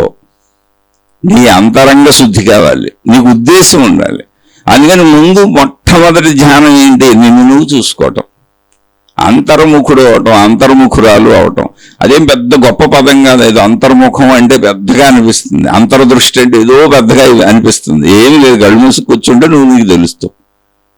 కళ్ళు మూసుకోకుండా పనులు చేస్తున్నావు అనుకో, బయట తెలుస్తాయి. కళ్ళు తెరిస్తే ఎదురుగుండా ఉన్న దృశ్యం తెలుస్తుంది, చెవికి శబ్దాలు తెలుస్తాయి, నాలుగు రుచులు తెలుస్తాయి. అలా అన్నీ బయటయే తెలుస్తాయి మనకి పని చేస్తుంటే, శరీరం కదుపుతుంటే. శరీరాన్ని కదపకపోతే మన లోపలే ఉన్నాయో తెలుస్తాయి. అది నన్ను నేను తెలుసుకోవటం అంటే మనసులో ఉన్నవన్నీ ఆలోచన రూపంలో కదులుతూ ఉంటే నేను నాకు తెలియబడుతూ ఉంటాను. మొత్తంగా నిన్ను నువ్వు కొన్నాళ్ళు అలా తెలుసుకుంటూ ఉండి, అదే ధ్యానం. మొట్టమొదటి ప్రాథమిక స్థితి ఏంటంటే అంతర్దృష్టి. నీ దృష్టిని నీ వైపు తిప్పుకో. నిన్ను నువ్వు ఇంకొక మనిషిలాగా చూసుకో. వేరొక మనిషిని చూస్తున్నట్టు నిన్ను నువ్వు లోపల చూసుకో. మొత్తంగా చూడు, ఎటువంటి పక్షపాతం లేకుండా చూడు. నువ్వు చేసిన పనులకి, నువ్వు చేసే ఆలోచనలకి, నీకు వచ్చే ఆలోచనలకి, నువ్వు చేయాలనుకుంటున్న విషయాలకి నువ్వు సమర్థనలు కల్పించుకోకు. ఇంకొక మనిషి పట్ల నువ్వు ఎలా ఎటువంటి పక్షపాతం లేకుండా చూస్తావో, తప్పులు బేరీజ్ ఎలా వేస్తావో ఇంకో మనిషిని చూస్తున్నప్పుడు, అలా నిన్ను నువ్వు పక్షపాతం లేకుండా నీలో ఉన్నటువంటి దుర్గుణాలు, సద్గుణాలు, తప్పుల పట్టికలు సరిగ్గా చూసుకో. పక్షపాతం ఉండొద్దు అక్కడ. అలా చూసుకొని ముందు అలా చూసుకో. నీలో తప్పులన్నీ గ్రహించు. ఒప్పులలో ఉంచేసుకో. ఎందుకంటే వాటి వలన బాధలు లేవు. మంచి వలన బాధ లేదు, ధర్మం వలన బాధ లేదు, బాధ్యతలు చేయడం వలన బాధ లేదు, సక్రమంగా ఉండటం వలన బాధ లేదు. అది ఎప్పుడు జీవితంలో బాధను కలిగించదు. అది అలాగే ఉంచే. చెడు వలనే బాధ వస్తుంది, కోరికల వలనే బాధ వస్తుంది, ఆశల వలనే బాధ వస్తుంది. అవన్నీ గుర్తించు. ముందు వాటిని గుర్తించు చాలు. మొత్తంగా నిన్ను నువ్వు తెలుసుకో. అంటే అసలు నీలో నీకు తెలియని అంశమే ఉండకూడదు. ఎంత ఉండకూడదు అంటే, ఇప్పుడు చాలామంది కోపం తెచ్చుకొని అరిసేసి, లేదా ఏదో మాట్లాడేసి, ఏదో తప్పు చేసేసి, ఏదో పొరపాటు చేసేసి, చేయకూడని చేసేసి, అనవసరంగా చేశానని తర్వాత పశ్చాత్తాపడుతుంటారు. ఏంటో అలా చేసేసానని అందరికీ చెబుతూ ఉంటారు. బుర్ర ఉందా? అసలు బుర్ర ఉందా? నువ్వే కదా చేసింది, ఏంటో అలా చేసేసానంటావేంటి? అంటే నువ్వు అసలు నిన్ను గమనించుకోవటం లేదు. ఇది సామాన్య జీవితం. సామాన్య జీవితంలో మాట్లాడుకోవడాన్ని మాట్లాడేసి సారీలు చెప్పటం, అనుకోకుండా చేశానంటాం, పొరపాటును చేశానంటాం, తప్పుగా చేసేసానంటాం, తప్పుగా మాట్లాడేశానంటాం, తప్పుగా నడిచేసాను, తప్పుగా డ్రైవ్ చేశాను, అన్నీ తప్పుగా చేశాను నేనే ఒప్పుకోవటం, క్షమించండి అంటాం, లేదా వాళ్ళతో వాగ్వివాదాలకు దిగటం, లేదా ఇలా ఎందుకు చేశానని మదన పడిపోవటం. ఇదే నువ్వే చేసి నువ్వే మదన పడిపోవటం అర్థం ఉందా? పిచ్చి కాకపోతే. కానీ సామాన్యంగా పరిశీలించుకొని తనను తాను గమనించుకొని మనుషులందరూ ఇలాగే ప్రవర్తిస్తూ ఉంటారు. అందుకని నిన్ను నువ్వు గమనించుకోవటం మొదటి ధ్యానం. శరీరం మనసుకు సహకరించకుండా శరీరాన్ని కూర్చోబెట్టి, ఆ శరీరంలో ఇక సహకార ప్రయత్న కర్మభావనలు లేకుండా కూర్చోబెట్టి, మెలకుండా కూర్చుంటే నీ మనసు కదులుతూ ఉంటుంది. నిన్ను నువ్వే చూసుకో, నిన్ను నువ్వే గమనించుకో, నిన్ను నువ్వే తెలుసుకో. ఇది మొట్టమొదటి ధ్యాన స్థితి. అంటే ఏంటి? నీలో చెడుని నీలో మంచిని పరిపూర్ణంగా సంపూర్ణంగా తెలుసుకో. ఒక రోజులో పూర్తి అవుతుంది. ఎందుకు అలా ప్రవర్తిస్తున్నావో చూసుకో. భయానికి కారణాలు ఏంటి చూసుకో, బాధలకు కారణాలు ఏంటో చూసుకో, దుఃఖాలకు కారణాలు ఏంటో తెలుసుకో. ఎందుకు అలా ప్రవర్తిస్తున్నావు, ఎందుకు కోపం వస్తుంది, ఎందుకు దుఃఖం వస్తుంది, ఎందుకు భయం వస్తుంది, ఎందుకు అరుస్తున్నావు, ఎందుకు కరుస్తున్నావు, ఎందుకు కోరికలు పెరిగిపోతున్నాయి, ఎందుకు నువ్వు అలా ప్రవర్తిస్తున్నావు తెలుసుకో. ఇతరుల కారణాలు అయి ఉంటే వాళ్ళు నాకు సహకరించలేదు, వీళ్ళు సహకరించలేదని మొత్తం అన్ని తెలుసుకో. ఊరికినే మొత్తంగా తెలుసుకో. ఇప్పుడు ఇతరుల కారణాలైన విషయాలను మళ్ళీ గమనించడం మొదలుపెట్టేది రెండో మెట్టు. నా దుఃఖాలకే, నా బాధలకే, నా కష్టాలకే ఎప్పుడు ఏదో ఒకటి ఇతరుల కారణం, పరిస్థితుల కారణం అని బయట వాటి మీద నెపం వేస్తూ ఉంటాను. అంటే ప్రాపంచిక దృష్టిలో పరిశీలించుకున్నప్పుడు అలాగే కనబడుతుంది. అప్పుడు ఇతరులు ఎంతవరకు కారణం, వాళ్ళు ఎవరి జీవితం వాళ్ళు జీవిస్తున్నారు, ఎవరి జీవితం వాళ్ళు జీవించడం కోసం వచ్చారు, నా జీవిత భాగస్వామితో సహా, నాకు జన్మనిచ్చిన తల్లిదండ్రులతో సహా, నేను జన్మనిచ్చిన పిల్లలతో సహా. కాబట్టి వాళ్ళ జీవితంలో వాళ్ళ ఇష్టం వచ్చినట్టు వాళ్ళు ఉండాలనుకుంటారు, కానీ నాకు సహకారంగా ఎందుకు ఉండాలనుకుంటారు? ఎవరి జీవితం వాళ్ళు జీవిస్తారు కదా, ఒకరు కోసం పుట్టరు కదా. ఇటువంటి ప్రాథమిక సత్యాన్ని అంగీకరించడం నేర్చుకో. ఇది రెండో మెట్టు. ఆ అంగీకారంలో ఇతరులందరూ నాకు సహకారంగా లేరు, నన్ను ఇబ్బంది పెడుతున్నారు, నన్ను బాధ పెడుతున్నారు, నన్ను కష్టపెడుతున్నారు అనే భావాన్ని వదిలేసే ఎవరి జీవితాన్ని వాళ్ళు జీవించడానికి వచ్చారు అనేటువంటి ప్రాథమిక సత్యాన్ని భావనగా ధ్యానం చేయి. అది రెండవ ధ్యానం. నిన్ను నువ్వు గమనించుకోవడం, నీ మంచి చెడులు తెలుసుకోవడం ధ్యానంలో మొదటి మెట్టు. నీ మంచి చెడుల్లో చెడుకి అలా ఎందుకు చెడుగా ప్రవర్తిస్తున్నావు అని తెలుసుకోవటం, అసలు ఆ చెడులకు కారణం ఏంటి, ఎందుకు నేను చెడ్డవాడిని అవుతున్నాను, చెడ్డదాన్ని అవుతున్నానని తెలుసుకోవడం రెండో మెట్టు. ఈ తెలుసుకున్నాక ఇందులో కొన్ని విషయాలలో ఎదుటి వాళ్ళు కారణం, వాళ్ళ వలన నేను ఇలా అవుతున్నానని కలుగుతున్న భావనలో ఎవరి జీవితాన్ని వాళ్ళు జీవించడానికి వచ్చారు అనే విషయాన్ని అవగాహన చేసుకుని, ఇతరులు అసలు నాకు కారణమే కాదు, వాళ్ళ జీవితం వాళ్ళు జీవిస్తున్నారు, నా జీవితం నేను జీవిస్తున్నాను, అయితే కలిసిమెలిసి జీవితం అనేటువంటి ఒక జీవన వ్యవస్థ మానవుల మధ్య ఉన్నది కనుక ఇది ఎలాగే కొనసాగాలి కనుక ఇతరుల విషయాలను నేను పట్టించుకోకుండా నా మనసును నేను స్థిరపరుచుకుంటాను. నేను ఇతరుల వలన దుఃఖాలకి లోనవును, బాధలకి లోనవును, ఘర్షణలకి లోనవును, గొడవలకి లోనవును ఒక మానసిక స్థితిని సంపాదించుకుంటాను. ఎందుకంటే సత్యం ఎవరి జీవితం వాళ్ళు జీవించుకునే విధానంలోనే ఉన్నారు, ఒకరి కోసం ఒకరు బ్రతికే విధానంలో లేరు, సృష్టి అలా లేదు అనే సత్యాన్ని అంగీకరించటం. ఇది మూడో మెట్టు. దాన్ని ధ్యానం చేయముందా వచ్చే వరకు చేయాలి. మొట్టమొదటిది నీ తప్పులన్నీ నీకు తెలిసే వరకు ధ్యానం సాగుతూనే ఉండాలి.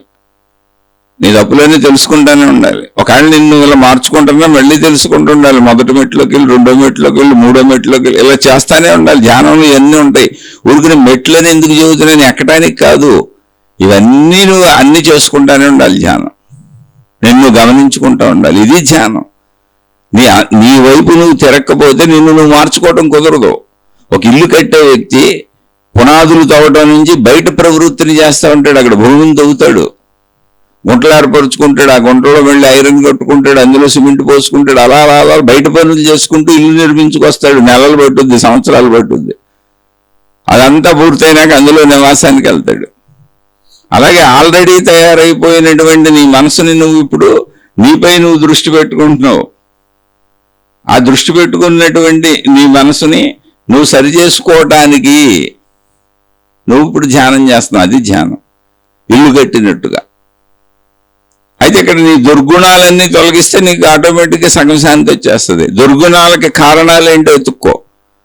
ఆ కారణాలు నువ్వే అయితే వాటిని సరి చేసుకో. ఆ కారణాలకు బయట వాళ్ళు అనే ఆన్సర్ వస్తే దాన్ని సరి చేసుకో. ఎవరు బతుకాళ్ళు బతకడానికి వచ్చారు ఇక్కడ.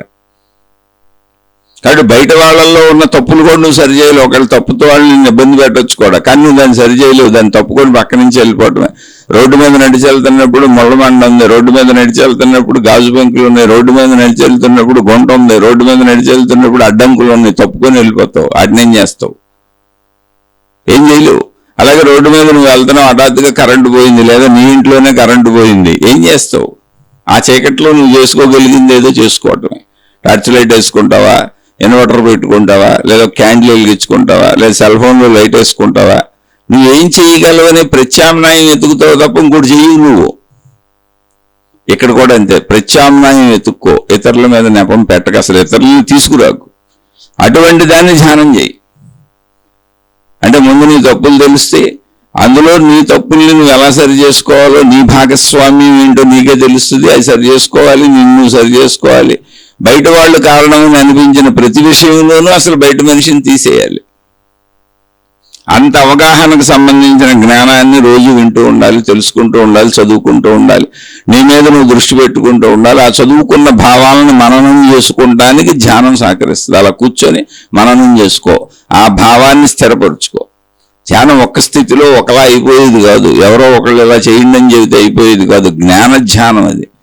జ్ఞానము ధ్యానము కలిసి తాగుతూ ఉంటాయి. జ్ఞానాన్ని తెలుసుకొని ఆ జ్ఞానమును స్థిరపరుచుకోవడానికి ధ్యానాన్ని చేస్తుంటాం.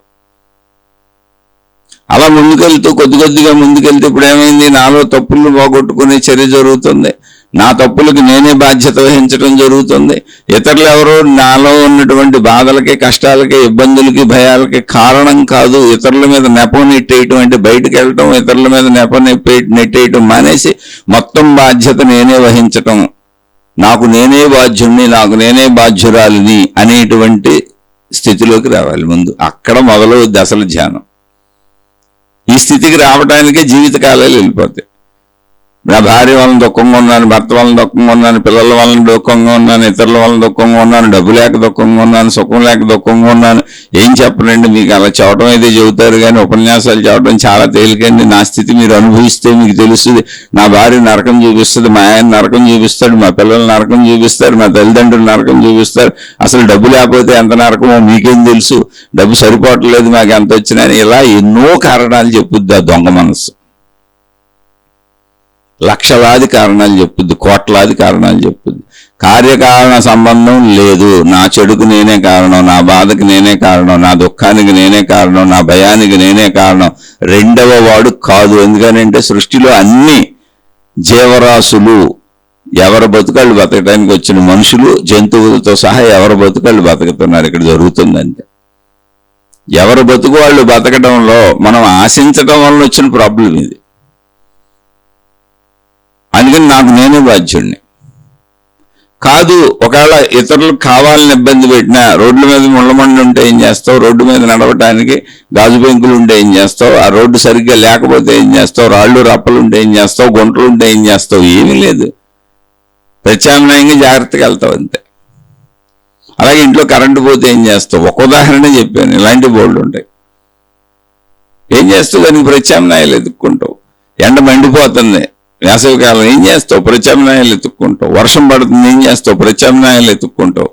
చలికాలం వచ్చింది, ఏం చేస్తావు, ప్రత్యామ్నాయాలు ఎత్తుక్కుంటావు. భౌగోళిక పరిస్థితులు అన్నింటికీ ప్రత్యామ్నాయాలు ఎత్తుక్కుంటావు. సృష్టిని తిట్టవే, ప్రకృతిని తిట్టవే. ఇంకా అవసరమైతే ప్రకృతిని ప్రార్థిస్తావు. ఏదో దేవుళ్ళు దేవతల పేర్లు పెట్టుకొని ప్రకృతి ప్రార్థనలు మొదలెడతావు, రక్షించు కాపాడు అని. అది జరగదు. నీకు నువ్వే బాధ్యుడు. నిన్ను రక్షించేవాళ్ళు లేరు, నిన్ను శిక్షించేవాళ్ళు లేరు. శిక్షలు నీకు నువ్వే వేసుకుంటున్నావు. నీ మానసిక చర్యలో విషయాలను స్వీకరించడం వల్ల భయం వచ్చింది, విషయాలను స్వీకరించడం వల్ల బాధ వచ్చింది, విషయాలను స్వీకరించడం వల్ల దుఃఖం వచ్చింది, నువ్వేసుకున్నాయే. అలాగే విషయాలను స్వీకరించడం వల్ల ఆనందం వచ్చింది, సంతోషం వచ్చింది, ప్రేమ వచ్చింది. అక్కడ అది సుఖం అలాగే వచ్చింది. కాబట్టి ఇక్కడ సుఖ దుఃఖాలకే నిర్ణయకర్తవి నువ్వే. స్వీకరణ భయాలకు నిర్ణయకర్తవి నువ్వే.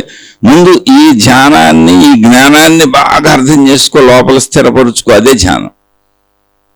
ఇప్పుడు నువ్వు ఒక్కడవే మిగలాలి, నువ్వు ఒక్కదానివే మిగలాలి. ఎవరి మీద కంప్లైంట్ చేయనటువంటి మానసిక స్థితి నీకు రావాలి. అది వచ్చే వరకు నువ్వు చేయాల్సిందే. నీకు రియల్గా చెబుతున్నాను, ఎవరి మీద కంప్లైంట్ చేయనటువంటి మానసిక స్థితి నాకే ఇంక రాలేదు. నాకు అసలు రాలేదు. నాకేంటి, నేను ఏదో గొప్పవాడిని కదా, నాకు రాలేదు. కానీ విషయం తెలిసింది, ప్రయత్నించుకుంటున్నాను. 90% సక్సెస్ అయ్యాను. 90% సక్సెస్ అయ్యాను. ఎవరి మీద, నా పరిస్థితులకి, నా దుఃఖాలకి, నా సుఖాలకి, నా ఆనందాలకి, లేదా నాకు బాధలకి, నా భయాలకి, నాకున్న ఇబ్బందులకి నెపం ఇతరుల మీద వేయను. 90% సక్సెస్ అయ్యాను. ఓ 10% స్లిప్ అయిపోతుంటాను, మళ్ళీ తెలుసుకుంటుంటాను. అందుకే ఈ 90% ఎలా సాధించుకోగలిగాను, ఒక్కసారిగా హఠాత్తుగా జరగదు. అది ఇతరుల మీద నెపం వేయకుండా నా తప్పులు నేను చూసుకొని, నా తప్పులు నేను సరి చేసుకొని, నాలో ఉన్నటువంటి తప్పులకి నేనే కారణమని వాటిని సరిచేసుకుంటూ వచ్చి సంతృప్తిగా ఉన్నదాంతో బతకడం అనేది నేర్చుకుంటూ, నా ఇబ్బందులకి నా బాధలకి కార్యకారణ సంబంధం తీసుకోండి. కార్యకారణ సంబంధంలో ఎప్పుడు బయట వాళ్ళు ఉంటారు, రెండో వాళ్ళు ఉంటారు. ఆ కార్యకారణ సంబంధం తీసుకోకుండా ఎవరు బ్రతుకు వాళ్ళు బ్రతకడానికి వచ్చినప్పుడు వాళ్ళు నాకెందుకు నిరంతరం సహకరిస్తారు? వాళ్ళ బ్రతుకులో నేను సహకారంగా ఉన్నప్పుడు, వాళ్ళకి అది కూడా ఆనందమైనప్పుడు నాకు సహకరిస్తారు. ఎవరైనా సరే, తల్లి తండ్రి అన్నదమ్ములు అక్క చెల్లెళ్ళు భార్య భర్త పిల్లలు ఎవరైనా సరే, వాళ్ళ జీవితంలో ఇబ్బంది అయినప్పుడు నా నుంచి కోరుకుంటారు, లేదా నన్ను ఇబ్బంది పెట్టారు, సుఖంగా బతుకుతారు. అంతే తప్ప వాళ్ళు దుఃఖపడి నన్ను ఎందుకు సుఖపెడతారు? అసలు అందుకు కాదు కదా జీవించడానికి వచ్చిన. ఇప్పుడు ఒక దోమ కొడుతుంది, అది బతకడానికి, నన్ను బాధ పెట్టడానికి కాదు. ఒక దేవ నన్ను కొట్టేది అది బ్రతకడానికి, దానికి రక్తం కావాలి, ఆహారం అది దానికి. నన్ను కొడుతున్నానని దానికి తెలియదు, అసలు నన్ను బాధ పెడుతున్నాననే విషయం దోమకి తెలియదు, చేమకి తెలియదు, ఏక్కి తెలియదు, ఏ జంతువుకి తెలియదు, అలాగే పక్క మనుషులకు కూడా తెలియదు. వాళ్ళు ఆ భావంలో లేరు, వాళ్ళు బ్రతకటం అనేటువంటి చర్యలో ఉన్నారు. ఒక్కొక్కసారి వాళ్ళు బ్రతకటం అనే చర్య వాళ్ళది మనకి కలిసినప్పుడు అది మనకు అనుకూలం అవ్వచ్చు, అంతే. ఈ స్థితిలో అర్థం చేసుకొని పదే పదే పదే పదే పదే పదే ఈ జ్ఞానాన్ని పెంచుకుంటూ చదువుకుంటూ, మహాత్ములు చెప్పినటువంటి విషయాలు చదువుకుంటూ ఈ జ్ఞానభావాన్ని పెంచుకుంటూ నాలో నేను స్థిరతను పొందుతూ వచ్చాను. ఎంత వచ్చానంటే 90% అభియోగాలు ఎవరి మీద మోపడం, నాకు నేనే కారణం. మరి 10% ఏంటంటే ఇంకా 100 పూర్తి అవ్వలేదు, కొద్ది కొద్దిగా వచ్చింది. అది 1%, 2%, 3%. అంటే ఎంత తెలుసుకుంటున్నానో, ఎంత సాధన చేసుకుంటున్నానో, జ్ఞానాన్ని లోపల ధ్యానంతో ఎంత స్థిరపరుచుకుంటున్నానో, అంటే జ్ఞానభావాన్ని స్థిరపరుచుకోవటమే ధ్యానం. అది మేలుకొని చేసావా, కూర్చొని చేసావా, పరిగెడుతూ చేసావా, నుంచొని చేసావా కాదు. నువ్వు ఎలా అయినా చేయి, ఆ జ్ఞానభావాన్ని స్థిరపరుచుకోవడం ధ్యానం. ఇప్పుడు నేను పని చేసుకుంటా కూడా ఈ భావాన్ని రిపీట్ చేసుకుంటా ఉంటా. ఎవరిని దోషిగా పెట్టకూడదు, నా తప్పులకి నేనే కారణం, నేను అసలు తప్పులే చేయకూడదు, మంచిగా ఉండాలి, నేను చేసే ప్రతి పని మంచిగానే ఉండాలి. ఇప్పుడు మంచి పనులు చేస్తున్నానా, మంచి మాటలు మాట్లాడుతున్నానా, మంచిగా జీవిస్తున్నానా లేదా అని నేను చెక్ చేసుకోవడం ధ్యానమే. నిరంతరం దృష్టి దాని మీద ఉంది. అలా పనులప్పుడు చూసుకుంటూ ఏకాంతంలో కూడా కాసేపు కూర్చొని ఆ జ్ఞానభావాన్ని బాగా స్థిరపరుచుకుంటాను, మంచిగానే ఉండాలని. అది ధ్యానమే. ఎలా చేసినా ధ్యానమే. అంటే ధ్యాస ఒక్క చోట ఉంది, ఏంటంటే నేను ఎప్పుడు మంచిగా ఉండాలి, ఈ నెపాలు ఇతరుల మీద పడేయకూడదు. ఇది అసలు ధ్యాన లక్ష్యం. ఇక్కడ నేను రోడ్డు మీద నడిచి వెళ్తుంది ఎందుకు, ధ్యానమేమో రోడ్డు ఎక్కింది ఎందుకు అంటే, నేను నెపాన్ని ఇతరుల మీద వేయకూడదు, నా తప్పులకి నేనే కారణం, నా బాధలకు నేనే కారణం, నా భయాలకు నేనే కారణం, అవేంటో కనుక్కుంటాను, వాటిని నా వల్ల ఇది నేనే సరి చేసుకుంటాను. ఇతరుల వలన వస్తున్న వాటిని ప్రకృతి వైపరీత్యాలు ఎలా సర్దుకుంటున్నానో, ఎలా తప్పుకొని బతుకుతున్నానో, అలా ఇతరుల వల్ల వచ్చే వాటికి తప్పించుకొని బతుకుతాను, తప్పుకొని బతుకుతాను అని నెపంగా తీసుకొని. ఎందుకంటే వాళ్ళ బతుకు వాళ్ళు బతకడానికి వచ్చారు. ఇక్కడ వర్షం కురవడం అనేది ప్రకృతిలో ఒక చర్య, అవసరం. అది సృష్టి మొత్తానికి. ఎండలు బాగా పెరగడం అనేది ప్రకృతిలో ఒక చర్య, సృష్టి మొత్తానికి అవసరం. అది చలి రావడం అనేది ప్రకృతిలో అవసరమైన చర్య. అది అవి ఇక్కడ అవసరాలు. అక్కడ ప్రకృతి మొత్తానికి అవసరమైన విషయాలు ఒక ఏక వ్యక్తిగా మనకి ఇబ్బందికరం అవ్వచ్చు, అవ్వకపోవచ్చు. ఒకసారి సుఖం అవ్వచ్చు, ఒకసారి దుఃఖం అవ్వచ్చు. నేను సత్యాన్ని గ్రహించి సద్భావంతో ఉంటాను, దానికి అవసరమైనవి చేసుకుంటాను. వర్షం పడింది గొడుగేసుకుంటాను, రెయిన్ కోట్ వేసుకుంటాను.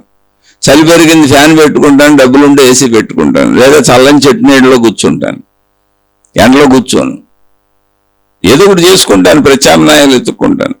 చలి వచ్చింది, చక్కటి స్వెటర్లు వేసుకుంటాను, లావు దుప్పట్లు కప్పుకుంటాను, లేదా హీటర్లు పెట్టుకుంటాను, నాకున్న పరిస్థితిని బట్టి ప్రత్యామ్నాయం వెతుక్కుంటాను. అంతే తప్ప దాన్ని దోషిగా చెప్పను.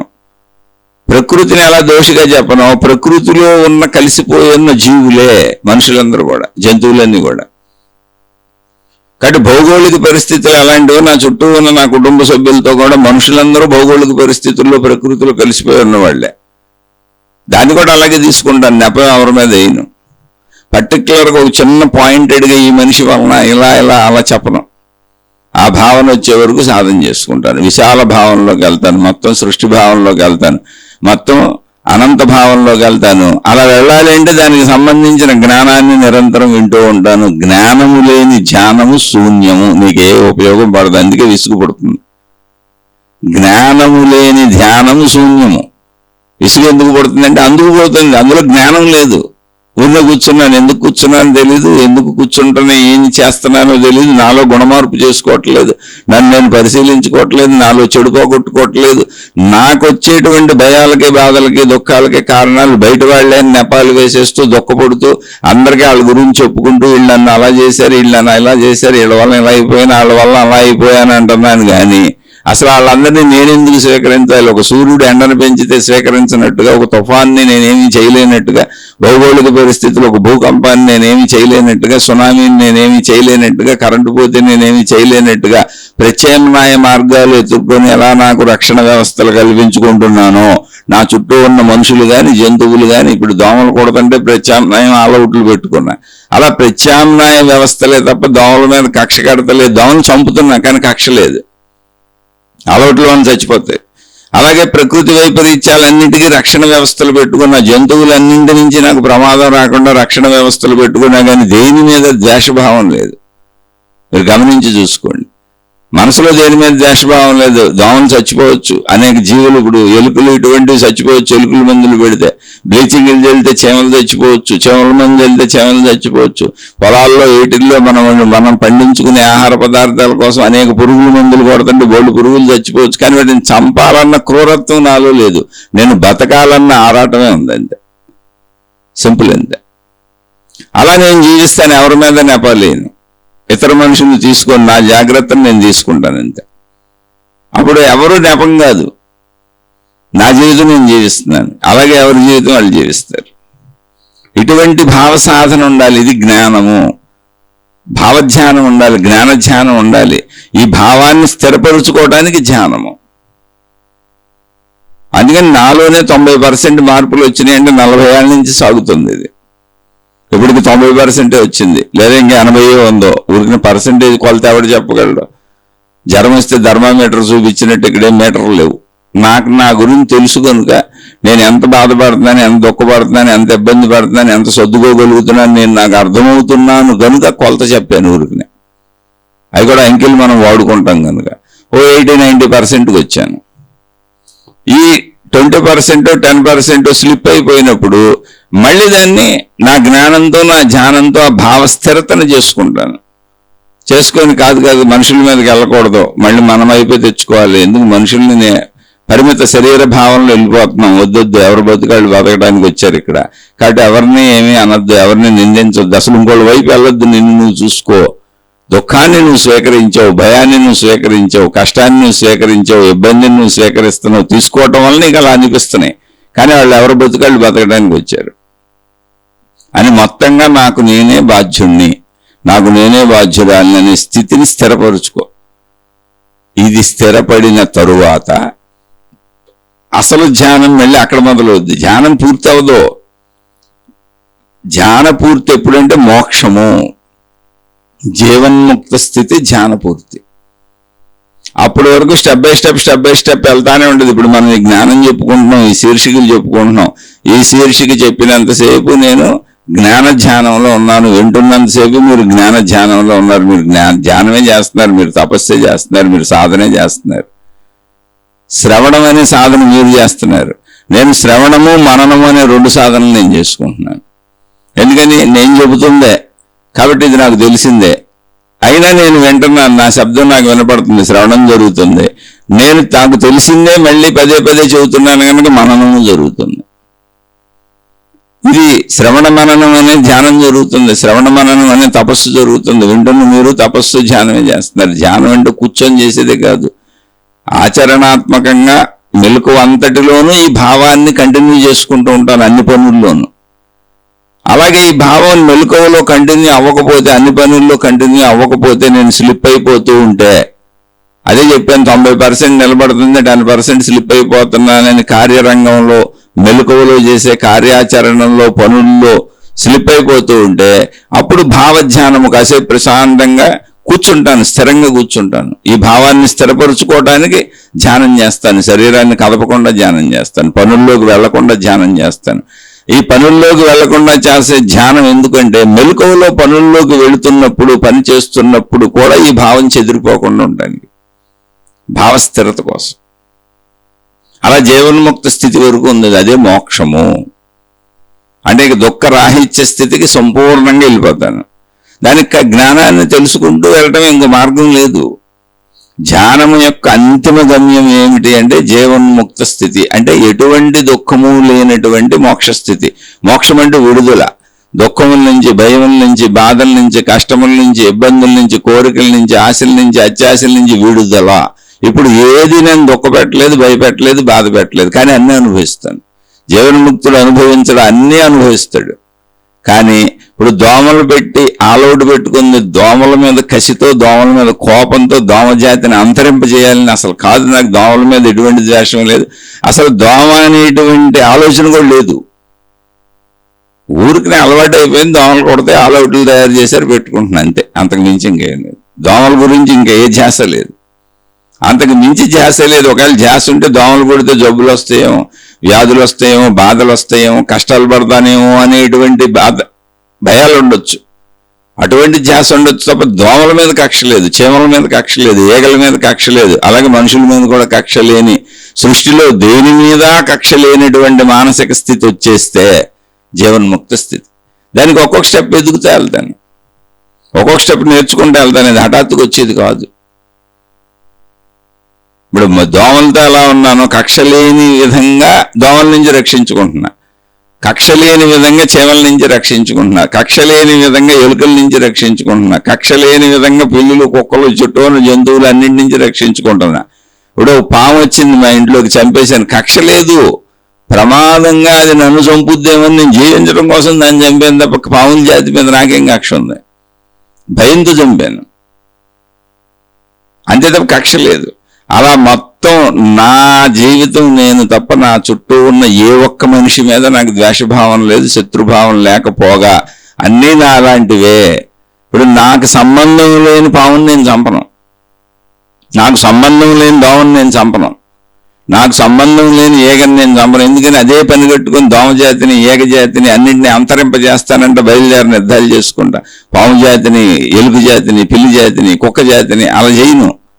నా ఇంట్లో నన్ను కుట్టే దోమలకి అలౌట్ పెట్టుకున్నాను, నా ఇంటి చుట్టూ ఉన్న చీమలకి గమాక్షన్ చెల్లాను, నా ఇంట్లో నా ఇంటిని శుభ్రపరుచుకోవడానికి క్రిమిసంహారకపరమైనటువంటి క్లీనింగ్లు చేసుకుంటున్నాను, ఇల్లు ఊడ్చుకుంటున్నాను, శుభ్రపరుచుకుంటున్నాను. అందులో ఎన్నో చావచ్చు, ఎన్నో పోవచ్చు, అది నాకు తెలియదు, వాటి మీద నాకు కక్ష లేదు. అలాగే నేను బ్రతకటంలో మనుషులతో ప్రవర్తిస్తున్నాను తప్ప ఆ మనుషుల పట్ల ద్వేషం లేదు, కోపం లేదు, తాపం లేదు, ఇబ్బంది లేదు, ఎటువంటిది లేదు, అసలు వాళ్ళ ధ్యాస లేదు, నా జీవిత ధ్యాసే ఉంది. అలానే అందరూ నాలాంటి వాళ్ళే అనేటువంటి ఒక మంచి స్వభావం ఉంది. ఎవరికి ఇబ్బంది కలిగించను, ఎవరికి బాధ కలిగించను, ఎవరిని నేను దోచుకోను, ఎవరిది దాచుకోను, ఎవరితోనూ అసత్యంగా కూడా ప్రవర్తించను. కానీ నా జీవితంలో నేను జీవించటం అనేక మందికి ఇబ్బంది కలిగించవచ్చు, నాకు తెలీదు.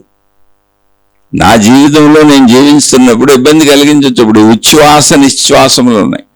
ఉచ్ఛ్వాసం అంటే ఏంటి? శ్వాసను లోపలికి పీల్చుకుంటాం. లోపలికి పీల్చుకునేటప్పుడు మనం పీల్చుకునేది ఆక్సిజన్, బయటకు వెళ్ళి శ్వాసను వదులుతాం. అలా వదిలేటప్పుడు మనం వదిలేది కార్బన్ డైఆక్సైడ్. నేను వదిలే కార్బన్ డైఆక్సైడ్ చుట్టూ ఉన్న మనుషులకు పనికిరాదు, చుట్టూ ఉన్న మనుషులకు ఇబ్బందే. కానీ నేను కార్బన్ డైఆక్సైడ్ వదలకుండా ఉండగలనా? నేను చచ్చిపోతాగా. ఆక్సిజన్నే కావాలి నా పక్క మనుషులకు కూడా. నా భార్య నేను కలిసి పడుకున్నాం, నా పిల్లలు, నా భార్య, నేను ఒకే రూమ్లో, ఒకే గదిలో కలిసి పడుకున్నాం. నా తల్లిదండ్రులు కూడా అక్కడే ఉన్నారు, అందరం ఒకే ఇంట్లో ఉంటున్నాం. ఇప్పుడు వాళ్ళు వదిలేది కార్బన్ డైఆక్సైడ్, నేను వదిలేది కార్బన్ డైఆక్సైడ్, అందరూ ఒకళ్ళకొకళ్ళు హాని చేసుకుంటున్నారు. వాళ్ళేమో నాకు ఆక్సిజన్ ఇవ్వట్లా, ఎందుకంటే ఇవ్వలేరు. ఆ శక్తి మానవ శరీరంలో లేదు. ఆక్సిజన్ చెట్ల నుంచి వస్తుంది, వాయువులు గాలిలో ఉంది. కాబట్టి నేను కావాలని ఉద్దేశపూర్వకంగా కార్బన్ డైఆక్సైడ్ వదిలి వాళ్ళని బాధ పెట్టట్లా. అది సహజ చర్యగా శరీర నిర్మాణంలో ఉంది. అలా శరీర నిర్మాణంలో, జీవన విధానంలో సహజంగా నేను జీవిస్తున్నప్పుడు జరిగే చర్యలు నాకు అసలు పట్టించుకోను, ఆ దృష్టి లేదు. ఉద్దేశపూర్వకంగా ఎవరికి హాని చేయను, మైత్రీ భావంతోనే ఉంటాను. నాకు సంబంధం లేని దోమలో, చేమలో, ఏగలో, ఏ జంతువు జోలికి నేను వెళ్ళను. అసలు అన్నింటితో మైత్రీ భావన, మొత్తం సృష్టితో మైత్రీ భావంతో ఉంటాను. ఎందుకని అందరూ నాలాంటి వాళ్ళే, అన్నీ నాలాంటివే. అదే జీవన్ముక్త స్థితి. అక్కడ వరకు ప్రయాణించేదాకా ప్రాక్టీస్ చేస్తానే ఉంటాను, జ్ఞానం తెలుసుకుంటానే ఉంటాను. ఆ జ్ఞాన భావాన్ని ధ్యానంతో మనసులో స్థిరపరుచుకుంటూ ఉంటాను. స్థిరపరుచుకున్న భావాంతో మళ్ళీ మొత్తం నేను మెలకువలో చేసే పనిలో అన్నింటిలోనూ ఈ జ్ఞాన భావం సాగుతుందా లేదా చూసుకుంటా ఉంటాను. స్లిప్ అయిపోయి సాగటం లేదు అనుకున్నప్పుడు మళ్ళీ కూర్చొని శరీరాన్ని కదపకుండా, పనుల్లోకి వెళ్లకుండా శరీరాన్ని ఆపి ఈ జ్ఞాన భావాన్ని స్థిరపరుచుకోవటమే ధ్యానము. అది ఎవరు ఏ స్థితుల్లో ఉంటే ఆయా స్థితుల్లో జీవన్ముక్త స్థితిలో కూడా అది చేస్తూనే ఉండాలి. జీవన్ముక్త స్థితి వచ్చిన వాళ్ళు జీవన్ముక్త స్థితిని నిలుపుకోవడానికి ధ్యానం చేయాలి. ఆ ధ్యానం మెలకువలో చేస్తున్నారు. ఇప్పుడు రమణ భగవాన్ అలా కూర్చొని ఉన్నారు, కళ్ళు తెరిచే ఉన్నారు. చిన్నపిల్లవాడుగా 13 ఏళ్ల వయసులో అరుణాచలం వచ్చినప్పుడు 13-14 ఏళ్ల వయసు నుంచి సుమారు 11-14 ఏళ్ళు మౌనంలో ఉండిపోయారు. అంటే ఏంటి? ఆయనకు వచ్చిన అనుభవ స్థితిని, ఆయనకు వచ్చిన జ్ఞాన స్థితిని ఆ ధ్యాన స్థితిలో స్థిరపరిచేసుకున్నారు. ఎంత స్థిరపరుచుకున్నారంటే శరీర స్పృహ లేదు, శరీరానికి హాని జరుగుతున్నా ఆయనకేం తెలియట్లేదు. పురుగులు కుట్టినాయి, రక్తాలు కారిపోతున్నాయి. ఎక్కడో అడవుల్లో కొండగుహల్లో అసలు భయం అనేదే తెలియకుండా శరీర భావన లేకుండా కూర్చున్నారు. మనం ఇంట్లో కూర్చొని భయపడిపోతుంటాం. అంత గాఢ ధ్యాన స్థిరత చేసుకున్నారు ఆయన. చేసుకున్నాక ఏమైంది? ఇంక మామూలు మనిషిగా బయటకు వచ్చారు, సంచరిస్తున్నారు, తిరుగుతున్నారు, మాట్లాడుతున్నారు, జీవిస్తున్నారు, మనలాగానే ఉన్నారు, శరీరంతోనే ఉన్నారు. ఒక గోచి పెట్టుకున్నారు, దేహభావం లేదు. అంటే ఏంటి? తిరుగుతూ ఎంత గాఢంగా స్థిరపరుచుకున్నారు ఆ జ్ఞాన భావాన్ని తన ధ్యాన స్థితిలో, అంటే తన తపోస్థితిలో. అంటే మొత్తం సృష్టి అంతా ఆనంద ఆత్మస్వరూపమే, అన్నింటిలో ఉన్న శక్తి ఒకటే, అన్నీ అలాంటి జీవులే, దేన్ని బాధ పెట్టకూడదు అనేది ఎంత స్థిరపరుచుకున్నారు అంటే, ఆయన ఒకసారి నడిచి వెళ్తున్నప్పుడు అది మొత్తం అడవి, కొండలో గుట్టల్లో ఉన్నారు ఆయన. అరుణాచల కొండల్లో, కొండ గుహల్లో కింద ఉన్నారు ఆయన. అదంతా అడవి ప్రాంతం. ఆయన ఒకసారి నడిచి వెళ్తున్నప్పుడు ఆయన కాలు ఒక తేనె తుట్టుకు తగిలింది. ఒక చెట్టు కొమ్మకు తగిలింది, ఆయనకి తేనె తుట్టు ఉంది. ఆ కొమ్మ ఊగి తేనె తుట్టులో తేనెటీగలన్నీ కూడా ఒక్కసారిగా ఎగిరిపోయినాయి. ఎందుకు ఎగిరినాయి? భయపడతాయి. మా తేనెని ఎవరో అపహరించబోతున్నారు, మాకేదో ప్రమాదం జరుగుతుందని భయపడి అవి అన్నీ కూడా రమణ మహర్షి అంటే మిగిలిన వాళ్ళందరూ ఆయన వెనక భక్తులు ఉన్నారండి, పారిపోయారు. రమణ మహర్షి పారిపోలా, గ్రహించారు. అయ్యో చూడక నా కాలుతో తేనె తుట్టుని ఉన్న కొమ్మని కొట్టానే, ఇది వెళ్ళి తగిలిందే. అవి పాపం భయపడుతున్నాయి, తన తేనెని ఎవరు లాక్కుపోతారని. ఆ తప్పు నేను కదా చేసింది, కాలు కదా చేసింది. అంటే ఎంత భావస్థిరత, అది భావస్థిరత తప్ప ఏమీ లేదు. ధ్యానంలో అంత భావస్థిరత తెచ్చుకున్నారు ఆయన. జీవులన్నీ నాలాంటివే అని. నేను కదా వెళ్ళి దానికి హాని చేసింది, నేను అడవిలోకి వెళ్ళి, నేను ఆ చెట్టు కొమ్మ దగ్గరికి వెళ్ళి అది ఎక్కడో గూడు పెట్టుకుంటే నేను వెళ్ళి నా కాలుతో చెట్టు కొమ్మను కొట్టాను. అది చూడకొట్టినా అవి భయపడినాయి కదా.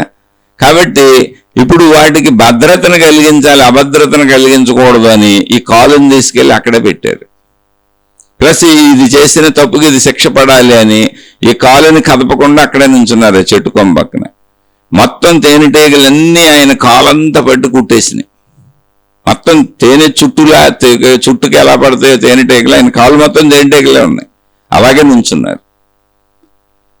పారిపోయిన భక్తులు పారిపోతూ కొంచెం దూరం వెళ్ళిన వాళ్ళు చూశారు. అయ్యయ్యో అలా నుంచున్నారని వాళ్ళు గబగబా పరిగెత్తుకొచ్చి అవన్నీ దులిపేసి రమణ మహర్షిని లాక్కెళ్ళి మొత్తానికి అక్కడి నుంచి తీసుకెళ్ళిపోయారు. రమణ భగవానుల కాలు ఇంత లావును వాసిపోయింది. తేనెటీగలు కుట్టినటువంటి ముళ్ళు ఆయన శరీరంలో ఉన్నాయి, ఆ కాలుకున్నాయి. అవన్నీ పీకి శుభ్రం చేసి మహాత్మా ఏంటి ఎలా చేశారంటే, ఏమయ్యా ఇంక సృష్టి అంతా అనంత ఆత్మశక్తిమయమే, జీవులన్నీ ఒకటైనా, అన్ని శక్తి స్వరూపాలే, అన్ని నాలాంటివి అనే భావనకి ఇంకా అర్థమేముందయ్యా? ఈ శరీరం నేను, అది వేరు ఇది వేరు అనుకొని దాని ద్వేషంతో చూస్తే అర్థమైంది. నేను వెళ్ళి ఆ కొమ్మను కదిపాను, అవి నన్ను కుట్టాలనుకోలేదు. వాటి రక్షణ వ్యవస్థ, దాటి తేనెని ఎవరన్నా దొంగలించుకుపోతారేమో, వాటిని చంపేస్తారేమో, వాటికి హాని కలిగిస్తారేమో అని భయంతో కుడుతున్నాయి. అవి రక్షించుకోవాలనుకుంటానే తమ ప్రాణాలని, తమ తేనెని. తప్పు చేసింది నేను కాబట్టి అక్కడ నిలబడిపోయాను, కుట్టిన ఈ కాలు చేసిన తప్పు అది అనుభవించాలి అన్నారు. అంటే ఏంటి? ఏకీకృత భావాన్ని పెంచుకున్నారు తప్ప, అది పెంచుకునే భావనే తప్ప అదేమి అద్భుతంగా వచ్చింది కాదు. ఏకభావన అయిపోదు. తేనెటీగలు వేరు, తాను వేరని ఎందుకు తెలియదు, నొప్పి కూడా తెలుస్తుంది ఆయనకి.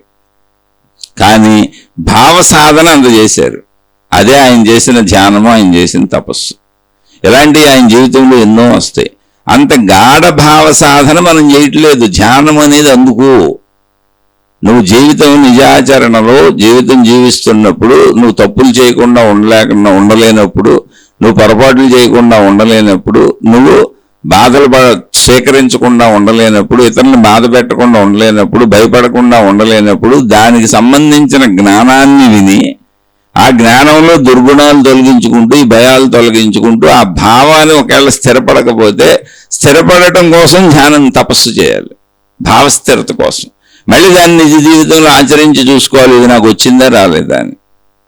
నేను ఏది ధ్యానం చేశానో ఆ స్థితి నాకు వచ్చిందా రాలేదా, రాకపోతే మళ్ళీ ధ్యానాన్ని పెంచుకో, వచ్చే వరకు చేస్తానే ఉండు, నిజ జీవితంలో దాన్ని ఆచరించగలగాలి.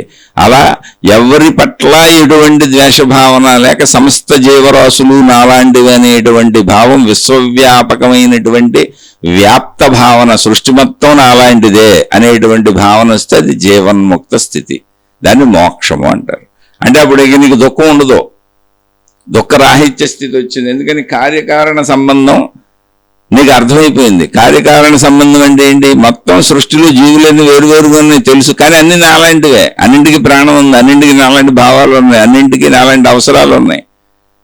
కాబట్టి అన్నీ ఏటి బతుకు అవి బతుకుతున్నాయి. నేను ఎందుకు వాటి బతుకుని కదపాలి? నా బతుకు నేను బతికెళ్తా. అది విముక్తి స్థితి, మోక్ష స్థితి. ఎవరి వలన నేను దుఃఖపడను, నేను ఎవరిని దుఃఖపెట్టను అనేటువంటి ఒక మానసిక స్థితి వచ్చే వరకు నేను జ్ఞానాన్ని తెలుసుకుంటూ ఆ జ్ఞానాన్ని ధ్యానంతో స్థిరపరుచుకుంటూ ఉంటాను. నా హృదయంలో స్థిరపరుచుకోవటం అంటే ఏంటి? నిత్యం ధ్యానంలో తపస్సులో ఉండిపోవటం కాదు.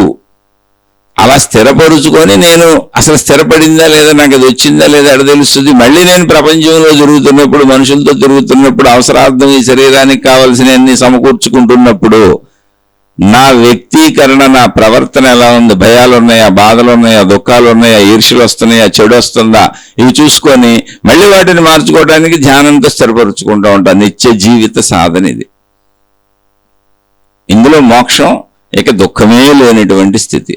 ఎవరి వలన నాకు ఎటువంటి దుఃఖం లేదు, నా వలన ఎవరికి ఎటువంటి దుఃఖము ఉండదు ఈ సృష్టిలో. అది జీవన్ముక్త స్థితి.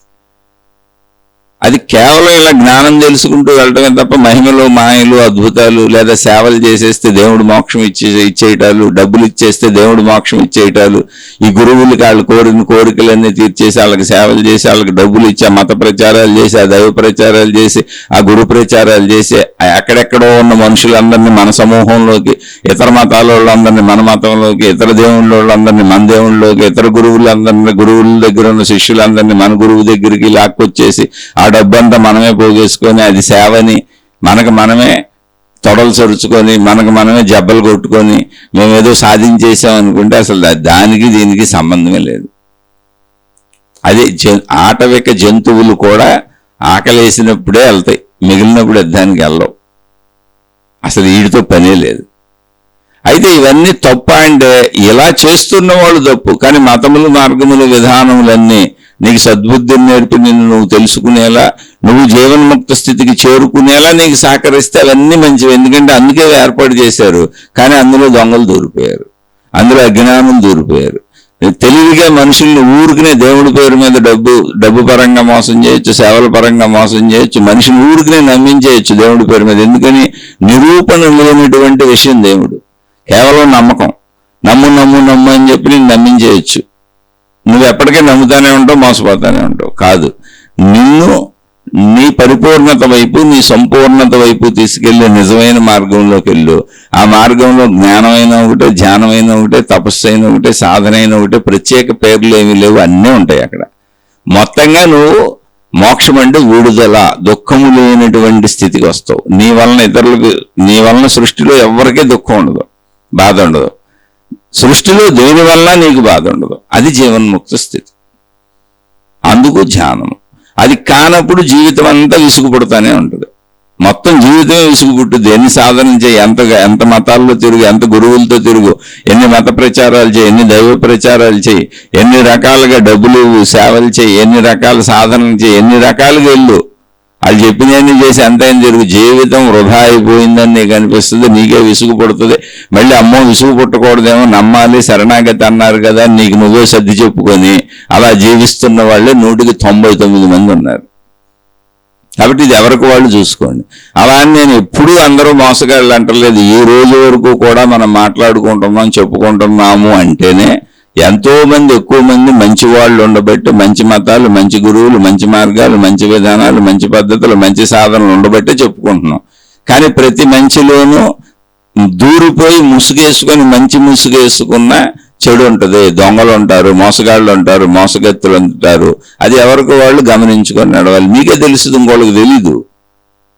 మీరు ఎలా ఉన్నారనేది మీకే తెలిసేది. మీ అంతరంగ పరివర్తన జరుగుతుందా లేదా అనేది మీకే తెలిసేది. లేకపోతే విసుగే పడుతుంది, బాధే పడుతుంది, దుఃఖమే పడుతుంది, జీవితకాలాలు వృధా అయిపోయినాయి అని మీకే తెలుస్తుంది.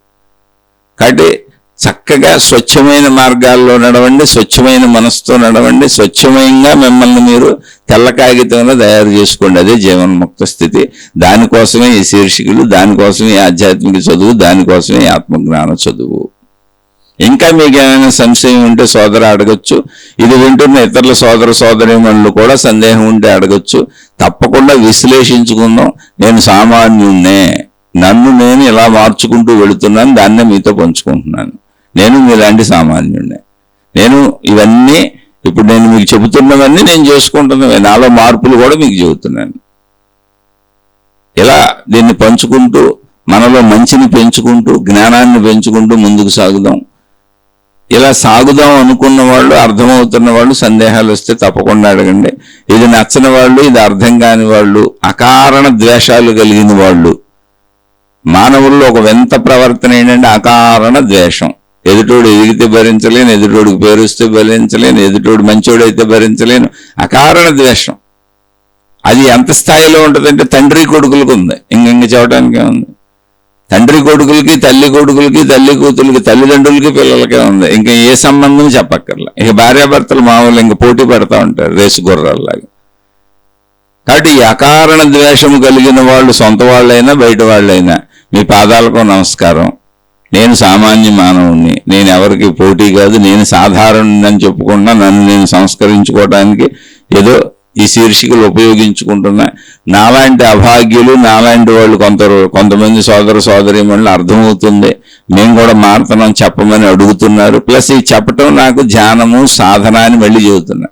ఇదే నా తపస్సు అని చెబుతున్నా. అలా నాకు కాసేపు సత్కాలక్షేపం అవుతుందని చెబుతున్నా. అందుకని చెబుతున్నాను తప్ప నా కీర్తి ప్రతిష్టలు పెంచుకుందామనో, నేను పెద్ద గురువుని అయిపోదామనో, పెద్ద స్వామిని అయిపోదామనో, నాకు నేను ఏదో డబ్బు సంపాదించుకుందామనో ఎటువంటి విధానాల్లోనూ నాకు భావన లేదు. అందుకే నేనెవరో చెప్పకుండా చెబుతున్నా, నా పేరు పెట్టకుండా చెబుతున్నా, నా మొహం చూపించకుండా చెబుతున్నా. కారణం ఏంటి అంటే ఈ అకారణ ద్వేషపరులకి అసలు సాక్ష్యంగానే ఉంటుంది కనీసం ఇది. రెండు, అసలు ఇక్కడ జ్ఞానంలో మనిషితో అవసరమే లేదు. సత్యత ఏంటి అంటే పూర్వకాలంలో ఇంత కరెంట్లు లేవు, ఇంత సౌకర్యాలు లేవు, ఇలా మనం ఇక్కడ రికార్డ్ చేసి చెప్పేస్తే ప్రపంచం అంతా వినపడేటువంటి అవకాశాలు లేవు. మనిషే మనిషికి చెప్పాలి. అప్పుడు కనీసం పుస్తకాలు కూడా లేవు, బాగా వెనక్కి వెళ్ళిపోతే. అందుకని మనుషులకి చెప్పారు. ఇప్పుడు అక్కర్లా, మనిషి కనపడక్కర్లా, మనిషి పేరు అక్కర్లా, మనిషి ఊరక్కర్లా, మనిషితో పనే లేదు. జస్ట్ ఆ జ్ఞానం వినపడితే చాలు, ఆ జ్ఞానం కనపడితే చాలు. అది పుస్తక రూపాల్లో చదువుకుంటారా, లేదంటే శీర్షికలు వింటారా, అది మీ ఇష్టం. అందుకని అకారణ ద్వేషం కలిగి ఉన్న వాళ్ళు, సొంత వాళ్ళైనా బయట వాళ్ళైనా మీ పాదాలకు నమస్కారం. మీ మార్గాల్లో మీరు హాయిగా సాగిపోండి, చక్కగా మీరు నచ్చిన విధానాల్లో మీరు సాగిపోండి. నేను ఎవరికి ఎటువంటి ఇబ్బంది కలిగించే వాడిని కాదు. కేవలం నా స్వీయ అభివృద్ధి కోసం, నేను సత్కాలక్షేపం కోసం నేను చేసుకుంటున్న నా తపస్సు, నా ధ్యానము, నా స్వాధ్యాయము, నా సాధన ఈ శీర్షికలు. అది అర్థం చేసుకొని ఒక సామాన్యుళ్ళే వాడితో మనకేముంది, మన గొడవ మంది, వాడి గొడవ వాడిది అనుకొని హాయిగా మీ మార్గాల్లో మీరు సాగిపోండి. శుభమస్తు. మీకు, మీ కుటుంబ సభ్యులకు మేలు చేకూరుగాక. మరలా మరొక కొత్త శీర్షికతో కలుసుకుందాం.